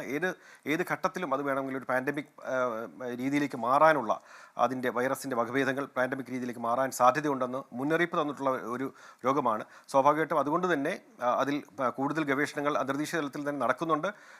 എനിക്ക് തോന്നുന്നത് വാക്സിൻ വികസനം സമീപഭാവിയിൽ തന്നെ വാക്സിനുകൾ വികസിപ്പിച്ചെടുത്തേക്കാൻ സാധിച്ചേക്കും എന്നുള്ളതുണ്ട്. മരുന്നുകളുടെ കാര്യത്തിൽ തീർച്ചയായിട്ടും നമ്മുടെ ഗവൺമെൻറ്റുകൾ അക്കാര്യത്തിൽ മുൻകൈ എടുക്കേണ്ടത്, പ്രത്യേകിച്ച് ഇന്ത്യയും ബംഗ്ലാദേശും പോലുള്ള രാജ്യങ്ങൾ, കൂടുതൽ കേസുകൾ ഫ്രീക്വൻ്റ് ആയിട്ട് വന്നുകൊണ്ടിരിക്കുന്ന രാജ്യങ്ങൾ ഇക്കാര്യത്തിൽ മുൻകൈ എടുക്കേണ്ടിയിരിക്കുന്നു. കൂടുതൽ ഗവേഷണങ്ങളും അതുപോലെ തന്നെ മികച്ച വാക്സിനുകളൊക്കെ വികസിപ്പിച്ചെടുക്കേണ്ടിയിരിക്കുന്നു എന്നുള്ളതാണ് യാഥാർത്ഥ്യം. നമ്മൾ ഇന്ന് പ്രതീക്ഷിച്ചത് തുടക്കത്തിൽ തന്നെ ആരോഗ്യമന്ത്രി കെ മുരളീധരൻ്റെ സാന്നിധ്യമാണ്. അദ്ദേഹത്തിൻ്റെ നേതൃത്വത്തിലാണ് തിരുവനന്തപുരത്ത് ഉന്നതതല യോഗം ചേർന്ന് നാട്ടിലെ സ്ഥിതിഗതികൾ വിലയിരുത്തിയിട്ടുള്ളത്. അദ്ദേഹം ഇന്ന് തുടക്കത്തിൽ ഈ ചർച്ചയിൽ ഉണ്ടാകും എന്ന് അറിയിച്ചിരുന്നതാണ്. പക്ഷേ അദ്ദേഹത്തിൻ്റെ ഓഫീസിൽ ചില തിരക്കുകൾ വന്നിട്ടുണ്ട്. അധികം വൈകാതെ അദ്ദേഹം ഈ ചർച്ചയുടെ ഭാഗമാകുമെന്നാണ് പ്രതീക്ഷിക്കപ്പെടുന്നത്. ഡോക്ടർ സൗമ്യ സരിൻ, ഇപ്പോൾ ഈ മഴക്കാലം തുടങ്ങിയ ശേഷം നമ്മൾ പല തരത്തിലുള്ള രോഗങ്ങളെക്കുറിച്ച് കേൾക്കുകയാണ്. അത് ഷിഗല്ലയും ഇപ്പോൾ നമ്മൾ ഈ ഒടുവിൽ റിപ്പോർട്ട് ചെയ്ത നിപ്പയും ഒന്നും അല്ല. അതിനപ്പുറത്ത് ഡെങ്കിപ്പനി, മലേറിയ, അതേപോലെ വെസ്റ്റ് നൈൽ പനി കൊച്ചിയിൽ വളരെ വ്യാപകമായി, H1N1, ഇൻഫ്ലുവൻസ. ഇപ്പോൾ സാധാരണ നിലയിൽ ഒരു മഴക്കാല പൂർവ്വ ശുചീകരണത്തിന് ഈ രോഗങ്ങളെ പ്രതിരോധിക്കുന്നതിൽ, രോഗം വരാതിരിക്കുന്നതിന്, തടയുന്നതിനൊക്കെ വലിയ പ്രാധാന്യമുണ്ട്. അതൊക്കെ വേണ്ട രീതിയിൽ നടക്കാത്തത് കൊണ്ടാണോ യഥാർത്ഥത്തിൽ ഇങ്ങനെയുള്ള രോഗങ്ങൾ, ഈ സാംക്രമിക രോഗങ്ങൾ കേരളത്തിൽ തുടർച്ചയായി സംഭവിച്ചുകൊണ്ടേയിരിക്കുന്നത്? താങ്കൾക്ക് അങ്ങനെ ഒരു അഭിപ്രായമുണ്ടോ? പിന്നെ മറ്റൊന്ന്, ഈ രോഗത്തിൻ്റെ ഉറവിടം കണ്ടെത്താൻ കഴിയുന്നില്ല എന്നതാണ് മറ്റൊരു വലിയ പ്രതിസന്ധി നമ്മുടെ മുന്നിലുള്ളത്. എന്തുകൊണ്ടാണ് അങ്ങനെ സംഭവിക്കുന്നത്? ആദ്യമായി ഇതിന്റെ പ്രിവെന്റീവ് മെഷേഴ്സ് എന്ന് പറഞ്ഞു കഴിഞ്ഞാൽ ഇത്തരത്തിലുള്ള എല്ലാ രോഗങ്ങളും അധികമായിട്ട് പടർന്നു പിടിക്കുന്നത് മഴക്കാലത്താണ്, നമുക്ക് എല്ലാവർക്കും അറിയാം. അപ്പൊ അതിന് മുന്നോടിയായിട്ട് ഇപ്പൊ ഗോപീകൃഷ്ണൻ പറഞ്ഞ പോലെ അതിനൊരു പ്രിവെൻഷൻ എന്നുള്ള രീതിയിൽ കുറെ മുന്നൊരുക്കങ്ങൾ നമ്മൾ നടത്തേണ്ടത് വളരെ അത്യാവശ്യമാണ്. ഇതിന്റെ എല്ലാം ഒരു പൊതു സ്വഭാവം എന്ന് പറയുന്നത്, ഇപ്പൊ നിപ്പ ഒഴിച്ചു നിർത്തി കഴിഞ്ഞു കഴിഞ്ഞാൽ ബാക്കിയുള്ള ഇപ്പോ ഡെങ്കിപ്പനി ആവട്ടെ, ഇപ്പോ വെസ്റ്റ് നൈൽ ഫീവർ ആവട്ടെ, ഇപ്പോ ഇൻഫ്ലുവൻസ ആവട്ടെ, ഇത് ഇപ്പോ ഷിഗല്ല ആവട്ടെ, ഇതെല്ലാം മനുഷ്യരിൽ നിന്ന് മനുഷ്യരിലേക്ക് പടരുന്നത് എന്ന് പറയുന്നത് അധിക ശതമാനവും വ്യക്തി ശുചിത്വം അല്ലെങ്കിൽ പരിസര ശുചിത്വം ഇല്ലാത്ത ഒരു അവസ്ഥയിലാണ് ഇത് പടർന്നു പിടിക്കുന്ന ഒരു അവസ്ഥ ഉണ്ടാവുന്നത്. അപ്പോ മഴക്കാലം എന്ന് പറയുമ്പോൾ പല സ്ഥലങ്ങളിൽ നിന്ന് വെള്ളം ഒലിച്ചു വന്ന് നമ്മുടെ വാട്ടർ റിസോഴ്സ് ഒക്കെ, അതായത് നമ്മുടെ ജലസ്രോതസ്സുകളെല്ലാം മലിനീകരിക്കാൻ ഒരു സാധ്യതയുള്ള സമയമാണ് മഴക്കാലം. അപ്പോ അതിന് മുന്നേ തന്നെ, മഴക്കാലം തുടങ്ങുന്നതിന് മുമ്പ് തന്നെ അങ്ങനെയുള്ള ഇപ്പൊ കുളമാവട്ടെ അല്ലെങ്കിൽ കിണറുകളാവട്ടെ, അപ്പൊ അവിടേക്കൊക്കെ ഇങ്ങനെ ഒലിച്ചു വരാൻ സാധ്യതയുള്ള മാലിന്യ കൂമ്പാരങ്ങൾ അതെല്ലാം റിമൂവ് ചെയ്യേണ്ടതും ഇതിന്റെ ആ ഒരു സാധ്യത നമുക്ക് കുറയ്ക്കാൻ സാധിക്കുന്നത് മഴക്കാലത്തിന് മുന്നേ നമ്മൾ ചെയ്യുന്ന ഒരുക്കങ്ങളിലൂടെ തന്നെയാണ്. ഇപ്പോ വ്യക്തി ശുചിത്വം എന്ന് നമ്മൾ പറയുന്നുണ്ടെങ്കിൽ പോലും പലപ്പോഴും ഇപ്പോ ഒരു വീട്ടിലേക്ക് പലപ്പോഴും പല കക്കൂസ് മാലിന്യങ്ങളും അങ്ങനെയുള്ള പല സംഗതികളും ഒലിച്ചു വരുന്ന സ്ഥിതിവിശേഷങ്ങൾ നമ്മൾ കാണാറുണ്ട്. അതുവഴിയാണ് ഈക്കോള എന്ന് പറയുന്ന വളരെ കോമൺ ആയിട്ട് ഡയറിയ ഉണ്ടാക്കുന്ന, ഇപ്പൊ ബാക്ടീരിയൽ ഡയറികൾ നോക്കിക്കഴിഞ്ഞാൽ വളരെ ഏറ്റവും കൂടുതലായിട്ട് ഉണ്ടാക്കുന്നത് ഈക്കോള എന്ന് പറയുന്ന ഒരു ബാക്ടീരിയയാണ്. അപ്പൊ അത് പലപ്പോഴും ഉണ്ടാവുന്നത് ഇത്തരത്തിലുള്ള കക്കൂസ് മാലിന്യങ്ങൾ നമ്മുടെ വാട്ടർ സ്രോതസ്സുകളെ കണ്ടാമിനേറ്റ് ചെയ്യുന്ന സമയത്താണ്.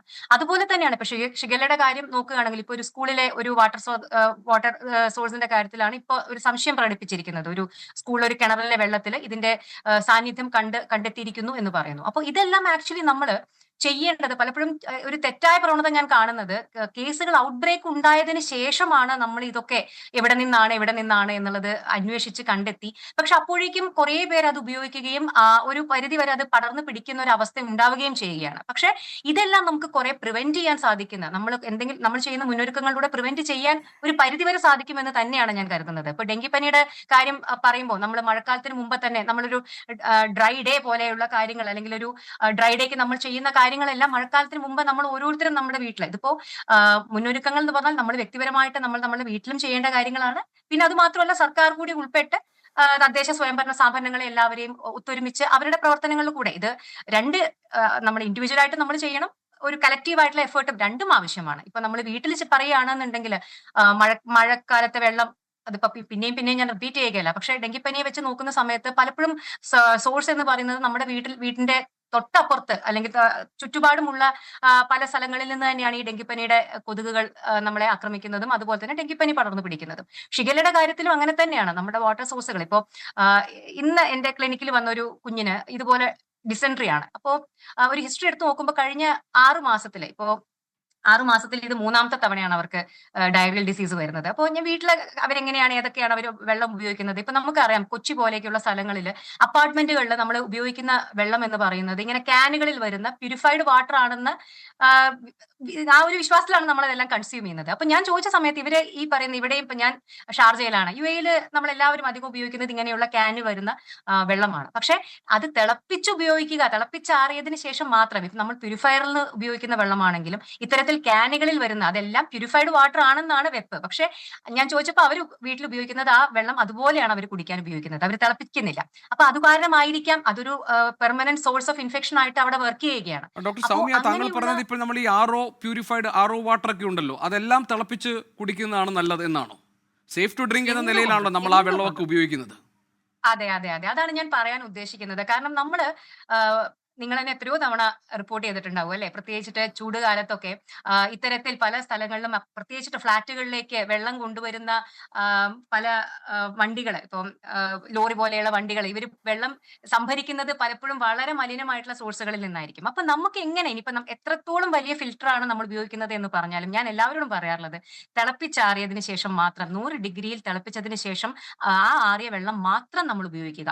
എങ്കിൽ മാത്രമേ, കാരണം ബഹുഭൂരിപക്ഷം ബാക്ടീരിയകളും വൈറസുകളും ഇത്തരത്തിൽ തിളപ്പിച്ചു കഴിഞ്ഞാൽ ഒരു 60-70 ഡിഗ്രിയിൽ അപ്പുറം അവർ നശിപ്പിക്കപ്പെടും. അപ്പോൾ എത്ര തന്നെ പ്യൂരിഫൈഡ് വാട്ടർ ആണെന്ന് നമ്മൾ അവകാശപ്പെട്ടാലും തിളപ്പിച്ചാറിയ വെള്ളം കുടിക്കുക എന്നുള്ളതാണ് ബേസിക് ആയിട്ടുള്ള ഒരു കാര്യം. പിന്നെ ഉള്ളത് ഇത്തരത്തിലുള്ള തട്ടുകടകൾ. ഇപ്പൊ നമുക്ക് ഈ പുറത്തുനിന്ന് ഭക്ഷണം കഴിക്കുന്ന ഒരു സംസ്കാരം നമ്മുടെ നാട്ടിൽ വളരെ കൂടുതലാണ്.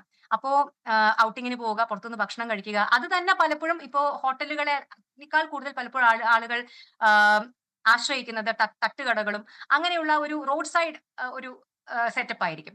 പക്ഷെ അവിടെയൊക്കെ നമ്മൾ എത്രത്തോളം ശുചിത്വത്തോടു കൂടിയാണ് അവർ ആ ഭക്ഷണം പ്രിപ്പയർ ചെയ്യുന്നത് എന്നുള്ളത് നമുക്ക് അറിയുന്ന കാര്യമല്ല. ഞാൻ അവിടുന്ന് കഴിക്കണ്ട എന്നല്ല പറയുന്നത്. പക്ഷെ കുറച്ചെങ്കിലും നമ്മൾ കഴിക്കുന്ന ഭക്ഷണവും നമ്മൾ കുടിക്കുന്ന വെള്ളവും അത് എത്രത്തോളം വൃത്തിയുള്ള ചുറ്റുപാടിലാണ് തയ്യാറാക്കപ്പെടുന്നത് എന്നുള്ളത് നമ്മൾ പ്രധാനമായിട്ടും ശ്രദ്ധിക്കേണ്ട ഒരു കാര്യം തന്നെയാണ്. ശരി.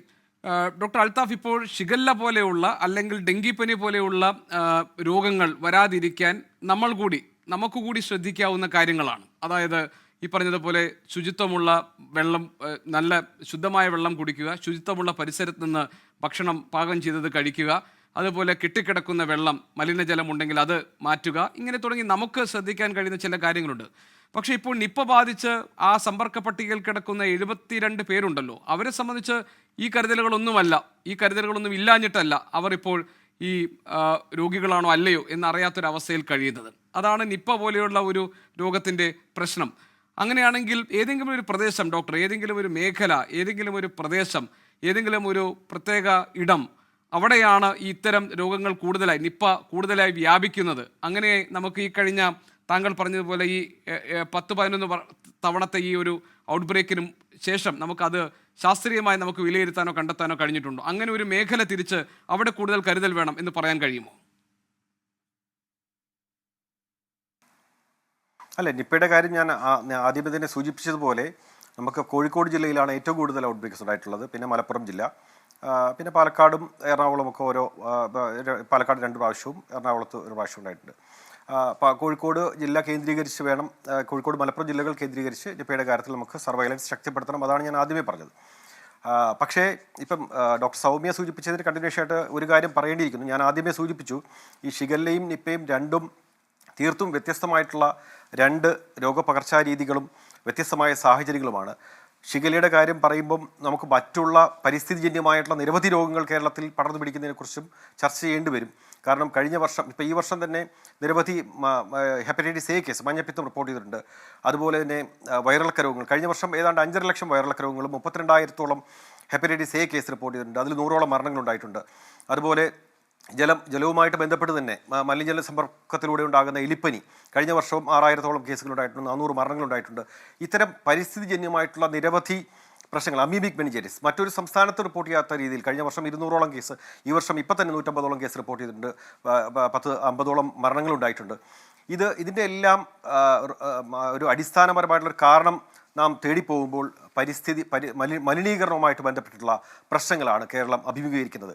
അതായത് നാം ഓർക്കേണ്ടത്, ഏതാണ്ട് 1.5 നൂറ്റാണ്ട് മുമ്പ് തന്നെ കോളറയൊക്കെ ലോകവ്യാപകമായിട്ട് പടർന്നു പിടിക്കും, യൂറോപ്പിൽ ഉൾപ്പെടെ പടർന്നു പിടിക്കുന്ന സാഹചര്യത്തിലും തെക്കൻ കേരളത്തിൽ തിരുവിതാംകൂറിലും കൊച്ചിയിലുമൊക്കെ അത് ഫലപ്രദമായിട്ട് നമുക്ക് നിയന്ത്രിച്ച് നിർത്താൻ കഴിഞ്ഞിരുന്നു. നമ്മുടെ ശുചിത്വ അവബോധവും അതുപോലെ തന്നെ കുടിവെള്ള വിതരണ സംവിധാനങ്ങളും. സാനിറ്റേഷൻ ഡിപ്പാർട്ട്മെൻറ്റ് 1895 തന്നെ തിരുവിതാംകൂർ സ്ഥാപിച്ചിട്ടുണ്ട്. 1933 തന്നെ പൊതുജനാരോഗ്യ ഡിപ്പാർട്ട്മെൻറ്റ് ഉണ്ടായിട്ടുണ്ട്. അതുപോലെ കുടിവെള്ള വിതരണ പദ്ധതി തിരുവനന്തപുരത്തുള്ള 1925 ഒരു 100 വർഷം മുമ്പ്. അതുപോലെ സ്യൂവേജ് ട്രീറ്റ്മെൻറ്റ് ഫെസിലിറ്റി. പക്ഷേ ഇപ്പോഴത്തെ വർത്തമാനകാല കേരളത്തെക്കുറിച്ച് ചിന്തിക്കുമ്പോൾ ഏതാണ്ട് 84% സ്യൂവേജും നമ്മൾ അൺട്രീറ്റഡ് ആയിട്ട് പ്രകൃതിയിലേക്ക് ഒഴുക്കിവിടുകയാണ്. 16% മാത്രമേ ഉള്ളൂ സ്യൂവേജ് ട്രീറ്റ്മെൻറ്റ് ഫെസിലിറ്റി കേരളത്തിൽ. അതും തിരുവനന്തപുരത്തെ മുട്ടത്തറ ഫാം പോലത്തുള്ള സംവിധാനങ്ങൾ. അതുപോലെ കുടിവെള്ളത്തിൻ്റെ കാര്യത്തിൽ 30% ജനങ്ങൾക്ക് മാത്രമേ ട്രീറ്റഡ് പൈപ്പ് വാട്ടർ നമുക്ക് കൊടുക്കാൻ സാധിക്കുന്നുള്ളൂ വാട്ടർ അതോറിറ്റി വഴി. ബാക്കി ഒരു 20% പേർക്ക് പല രീതിയിലുള്ള പഞ്ചായത്തുകളുടെയും മറ്റു പദ്ധതികൾ വഴി ഓൺ ആൻഡ് ഓഫ് ലഭിക്കാറുണ്ട്. പക്ഷേ 50%-ലധികം ജനങ്ങൾ ഇപ്പോഴും ഡിപ്പെൻഡ് ചെയ്യുന്നത് കിണറുകളെയാണ്. കിണറുകൾ നോക്കിക്കഴിഞ്ഞാൽ കേരളത്തിലുള്ള കിണറുകൾ 90%-ലധികവും വിസർജ്യ മാലിന്യങ്ങൾ കലർന്നിട്ടുള്ളതാണെന്നാണ് പഠനങ്ങളെല്ലാം കാണിക്കുന്നത്. അപ്പോൾ സ്വാഭാവികമായിട്ടും നമ്മൾ ആലോചിച്ച് കഴിഞ്ഞാൽ എല്ലാ വീട്ടിലും ഈ സ്യൂവേജ് ട്രീറ്റ്മെൻറ്റിന് പ്രത്യേകിച്ച് സംവിധാനമൊന്നുമില്ല. സാധാരണ പിന്നെ സെപ്റ്റിക് ടാങ്കുകളാണ് നമ്മൾ സാധാരണ പറയപ്പെടുന്നെങ്കിലും യഥാർത്ഥത്തിൽ ഉപയോഗിക്കുന്നതല്ല, പിറ്റ് ലാട്രിൻസ് ആണ് ഉപയോഗിക്കുന്നത്. അത് സ്വാഭാവികമായിട്ടും നമ്മുടെ മണ്ണിനെയും ഭൂഗർഭജലത്തിനെയും മലിനപ്പെടുത്തുന്നു. ഇത് തന്നെയാണ് രോഗപകർച്ചയ്ക്ക് ഇതുപോലുള്ള തുടരെയുള്ള ഇപ്പം 5.5 ലക്ഷം വയറിളക്ക രോഗങ്ങൾ കേരളത്തിൽ റിപ്പോർട്ട് ചെയ്യുക എന്ന് പറഞ്ഞാൽ 32,000-ഓളം ഹെപ്പറ്റൈറ്റിസ് എ കേസ് റിപ്പോർട്ട് ചെയ്യുക എന്ന് പറഞ്ഞാൽ നമ്മുടെ പരിസ്ഥിതി അത്രമാത്രം മലീമസമായിരിക്കുന്നു എന്നുള്ളതാണ്. ഇതിനുള്ള പരിഹാരം കണ്ടെത്തേണ്ടത്, അതിനുള്ള ഉത്തരവാദിത്വം തീർച്ചയായിട്ടും വ്യക്തികൾക്ക് ഉള്ളതിനേക്കാൾ ഉപരി സമൂഹം ഒരു കളക്റ്റീവായിട്ട്, പബ്ലിക് ഹെൽത്ത് എന്ന് പറഞ്ഞാൽ തന്നെ വ്യക്തികളുടെ ആരോഗ്യം സംരക്ഷിക്കുന്ന കാര്യത്തിൽ സമൂഹത്തിൻ്റെ ഉത്തരവാദിത്തമാണ്. സമൂഹം എന്നുള്ളതിൽ സ്റ്റേറ്റ് ഉണ്ടാകും, തദ്ദേശ സ്വയംഭരണ സ്ഥാപനങ്ങളുണ്ട്. ഇപ്പം 1992-ലെ പഞ്ചായത്ത് രാജ് നിയമം പ്രകാരം നമ്മുടെ ഇത്തരം പൊതുജനാരോഗ്യവുമായിട്ട് ബന്ധപ്പെട്ടുള്ള ശുചിത്വ പരിപാലനവും അതുപോലെ മാലിന്യ സംസ്കരണവും കുടിവെള്ള വിതരണം ഇത്തരം കാര്യങ്ങളെല്ലാം ഉത്തരവാദിത്തം നൽകിയിരിക്കുന്നത് തദ്ദേശ സ്വയംഭരണ സ്ഥാപനങ്ങൾക്കാണ്. നമ്മുടെ തദ്ദേശ സ്വയംഭരണ സ്ഥാപനങ്ങൾ ഇത്തരം കാര്യങ്ങളിൽ എത്രത്തോളം ഉത്തരവാദിത്തം നിർവഹിക്കുന്നു? വളരെ വാലിഡ് പോയിന്റ് ആണ് ഡോക്ടർ. ഈ പൊതു ശുചിത്വം എന്ന് പറയുന്നത് യഥാർത്ഥത്തിൽ വ്യക്തികളുടെ ഉത്തരവാദിത്തമാണെന്നൊക്കെ നമ്മൾ പറയുമെങ്കിലും താങ്കൾ സൂചിപ്പിച്ചതുപോലെ തന്നെ ഇതിന് ഉത്തരവാദിത്തപ്പെട്ട ഭരണകൂടങ്ങൾ അല്ലെങ്കിൽ തദ്ദേശ സ്വയംഭരണ സ്ഥാപനങ്ങൾ ഉൾപ്പെടെയുള്ള സംവിധാനങ്ങൾക്ക് ഇതിൽ വലിയ റോൾ വഹിക്കാറുണ്ട്. കാരണം മാലിന്യ സംസ്കരണം എന്ന് പറയുന്നത് ഇന്ന് യഥാർത്ഥത്തിൽ നമ്മുടെ മുന്നിലുള്ള ഏറ്റവും പ്രധാനപ്പെട്ട പ്രശ്നമാണ്. അത് ഇൻഡിവിജ്വലി ആളുകൾക്ക് സോർട്ട് ചെയ്യാൻ പറ്റുന്ന പ്രശ്നങ്ങളൊന്നുമല്ല. അത് ശരിയായ രീതിയിൽ തദ്ദേശ സ്വയംഭരണ സ്ഥാപനങ്ങൾ കാര്യക്ഷമമായി ഇക്കാര്യങ്ങൾ ഇടപെടുക. താങ്കൾ പറഞ്ഞതുപോലെ തന്നെ മഴക്കാല പൂർവ്വ ശുചീകരണ പ്രവർത്തനങ്ങൾ ആത്മാർത്ഥതയോടുകൂടി നടപ്പാക്കുക. അത്തരം കാര്യങ്ങളിൽ രോഗവ്യാപനത്തിൻ്റെ എല്ലാ സാധ്യതകളെയും രോഗപ്രതിരോധത്തിൻ്റെ ഭാഗമായി അതൊക്കെ കാര്യക്ഷമമായി നടപ്പാക്കാനുള്ള ഉത്തരവാദിത്തം പ്രാഥമികമായി അവരിൽ നിക്ഷിപ്തമാണ്. അതിനെ സഹായിക്കുകയും അതിനോട് അനുബന്ധമായി അതിനോട് ചേർന്ന് നിൽക്കുകയുമാണ് വ്യക്തികളെന്ന നിലയിൽ നമുക്ക് ഓരോരുത്തർക്കും ചെയ്യാൻ കഴിയുക. ഡോക്ടർ അൽത്താഫ്, ഈ നിപ്പയെക്കുറിച്ച് പറയുമ്പോൾ നിർഭാഗ്യവശാൽ ഏറ്റവും കൂടുതൽ പേർ സമ്പർക്ക പട്ടികയിലുള്ളത് ആരോഗ്യ പ്രവർത്തകരാണ്. ഡോക്ടർ, എൻ്റെ ഒരു സംശയം, ഇപ്പോൾ ഈ നിപ്പ രോഗലക്ഷണങ്ങൾ ഉണ്ടായ രോഗിയെ കൊണ്ടുവന്നപ്പോൾ ആദ്യം മറ്റൊരു സ്ഥലത്ത് സ്വകാര്യ ആശുപത്രിയിൽ കൊണ്ടുവന്നു. അതിനുശേഷം പിന്നീട് കോഴിക്കോട് മെഡിക്കൽ കോളേജിലേക്ക് മാറ്റി. അവിടെ ഈ ആദ്യം തന്നെ ഈ സ്രവ പരിശോധന നടത്തുന്നു. അതിൽ തന്നെ നിപ്പയുടെ ലക്ഷണങ്ങൾ ഏതാണ്ട് പൂർത്തിയായി അവർക്ക് മനസ്സിലാകുന്നുണ്ട്. അതിനുശേഷം പിന്നീട് ഈ PCR പരിശോധനയ്ക്ക് വേണ്ടി ഈ സ്രവം അയച്ചു കൊടുക്കുന്നു. പക്ഷേ ഈ നിപ്പ സ്ഥിരീകരിക്കുന്നത് എപ്പോഴും നാഷണൽ ഇൻസ്റ്റിറ്റ്യൂട്ട് ഓഫ് വൈറോളജി, പൂനെയിൽ നിന്നുള്ള വൈറോളജി ഇൻസ്റ്റിറ്റ്യൂട്ടിൽ നിന്നുള്ള വിവരങ്ങൾ വരുമ്പോഴാണ്. അത് ഒരു കേന്ദ്ര സർക്കാർ നിർദ്ദേശിച്ച ഒരു പ്രോട്ടോക്കോളിൻ്റെ ഭാഗമായി നമ്മൾ ചെയ്യേണ്ടി വരുന്നതാണോ? എന്തുകൊണ്ടാണ് അത്തരം ഒരു കാര്യത്തിൽ ഇത്ര താമസം വരുന്നത്? അതൊരു പ്രധാനപ്പെട്ട കാര്യമാണല്ലോ. കാരണം നിപ്പയുടെ ലക്ഷണങ്ങൾ ഉണ്ടെങ്കിൽ ആദ്യം തന്നെ ഐസൊലേറ്റ് ചെയ്യുകയും പെട്ടെന്ന് തന്നെ അതിൻ്റെ മറ്റ് മാർഗങ്ങളിലേക്ക് കടക്കുകയും ഒക്കെയല്ലേ ചെയ്യേണ്ടത്. അങ്ങനെയാണെങ്കിൽ ആരോഗ്യ പ്രവർത്തകർ കൂടുതലായി ഈ സമ്പർക്ക പട്ടികയിൽ വരുന്ന സാഹചര്യം നമുക്ക് ഒഴിവാക്കാവുന്നതല്ലേ? അതിലൊരു മാറ്റം വേണ്ടതല്ലേ ഡോക്ടർ അൽത്താഫ്?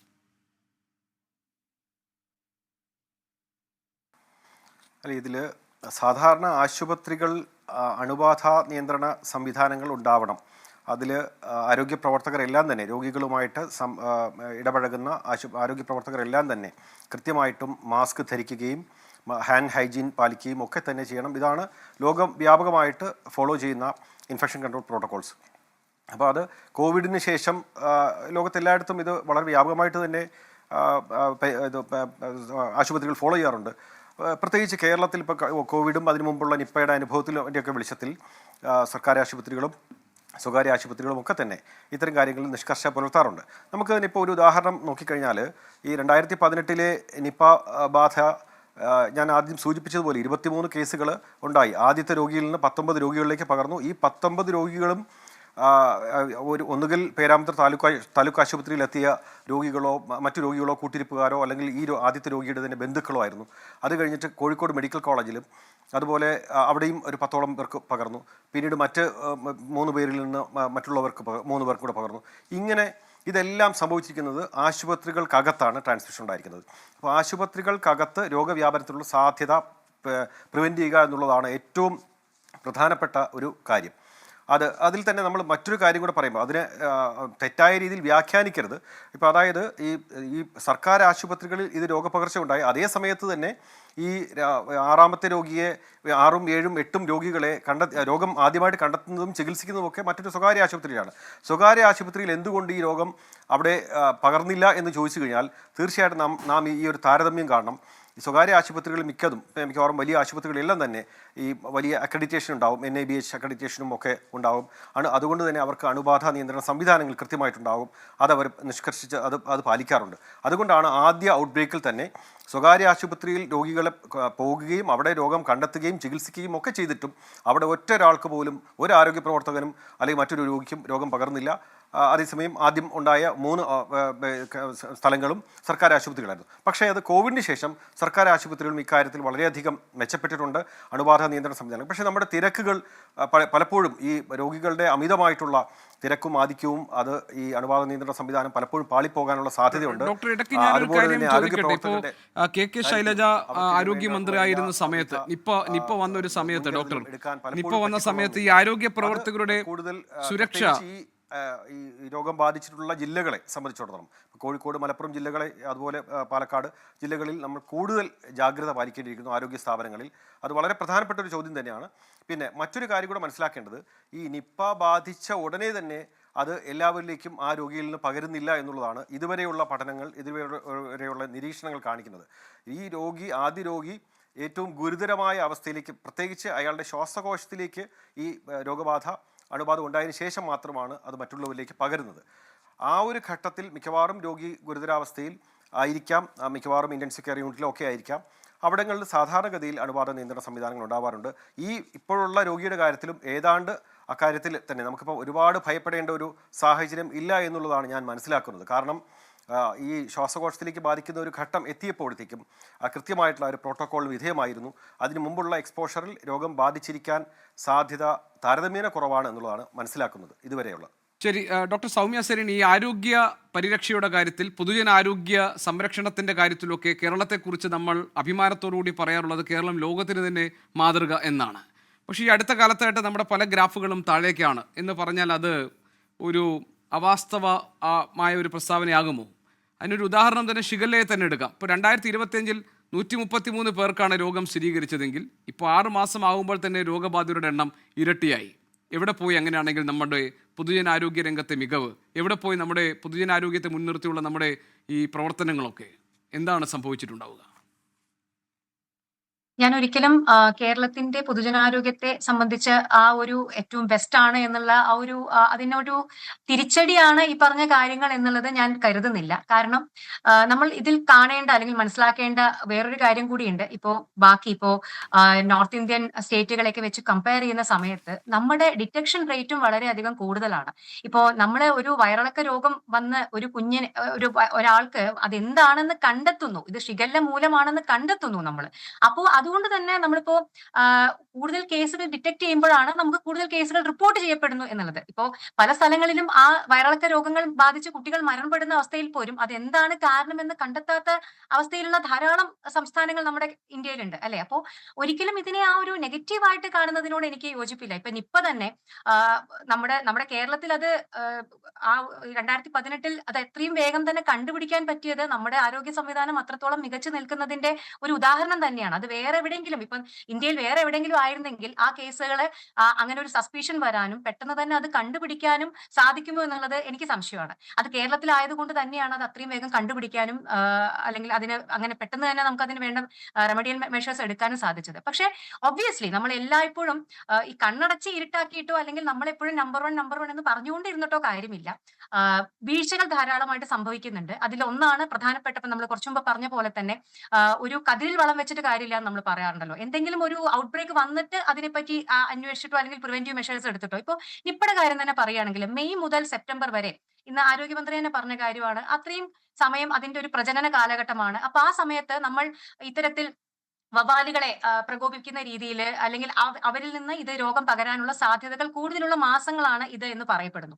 അപ്പോൾ നമ്മുടെ ആരോഗ്യ വകുപ്പ് അങ്ങനെ അറിയാമെന്നുണ്ടായിരുന്നെങ്കിൽ കോഴിക്കോട്, മലപ്പുറം പോലെ ഏറ്റവും കൂടുതൽ നമുക്ക് നിപ്പ കേസുകൾ റിപ്പോർട്ട് ചെയ്യപ്പെട്ട സ്ഥലങ്ങളിൽ എന്താണ് ആ മാസങ്ങൾക്ക് മുമ്പ് നമ്മൾ എടുത്ത തയ്യാറെടുപ്പുകൾ എന്നുള്ളത് നമ്മളൊന്ന് ആലോചിക്കേണ്ടതല്ലേ. അപ്പോൾ ഒരിക്കലും ഞാൻ ഇതിനെ ഒരു നെഗറ്റീവ് ആയിട്ടുള്ള കാര്യത്തിൽ പറയുകയല്ല.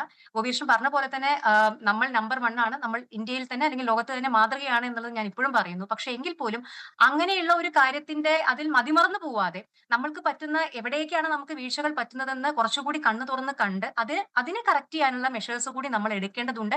മുന്നൊരുക്കങ്ങളുടെ ഭാഗങ്ങളിൽ നമുക്ക് ഇപ്പോഴും വീഴ്ചകൾ സംഭവിക്കുന്നു ശരി, എന്ന് ഏതാണ് ഡോക്ടർ തന്നെയാണ് സൗമ്യ എനിക്ക് സരൺ, ആ തോന്നുന്നത്. ഭാഗങ്ങളൊക്കെ വളരെ പ്രധാനപ്പെട്ടതാണ്. ആരോഗ്യ പരിരക്ഷയുടെ കാര്യത്തിലും പൊതുജനാരോഗ്യ രംഗത്തെ മികവിൻ്റെ കാര്യത്തിലുമൊക്കെ ഒന്നാമതെത്തി നിൽക്കുന്നു എന്നത് നല്ലത് തന്നെ. അതേസമയം തന്നെ ഓരോ മഴക്കാലത്തും പകർച്ചവ്യാധികളുടെ എണ്ണവും അതിൽ ബുദ്ധിമുട്ട് അനുഭവിക്കുന്നവരുടെ, ദുരിതം അനുഭവിക്കുന്നവരുടെ എണ്ണവും കേരളത്തിൽ കൂടി വരുന്നതിൻ്റെ കാരണം എന്താണ് എന്ന് പരിശോധിക്കപ്പെടേണ്ടതാണ്. മഴക്കാല പൂർവ്വ ശുചീകരണം ഉൾപ്പെടെയുള്ള പ്രതിരോധ പ്രവർത്തനങ്ങൾ നടപ്പാക്കേണ്ട സംവിധാനങ്ങൾക്ക് ബലക്ഷയം ഉണ്ടായിട്ടുണ്ടെങ്കിൽ അത് തിരുത്താനുള്ള നടപടികൾ ആവശ്യമാണ്. കാരണം എല്ലാത്തിലും അകപ്പെട്ടു പോകുന്നത് നിസ്സഹായരായ സാധാരണക്കാരായ ജനങ്ങളാണ്. ഈ ചർച്ചയിൽ പങ്കെടുത്ത എല്ലാ അതിഥികൾക്കും നന്ദി. എൻകൗണ്ടർ ഇവിടെ പൂർത്തിയാകുന്നു. മറ്റൊരു വിഷയവുമായി നാളെ ഇതേ സമയം. നമസ്കാരം.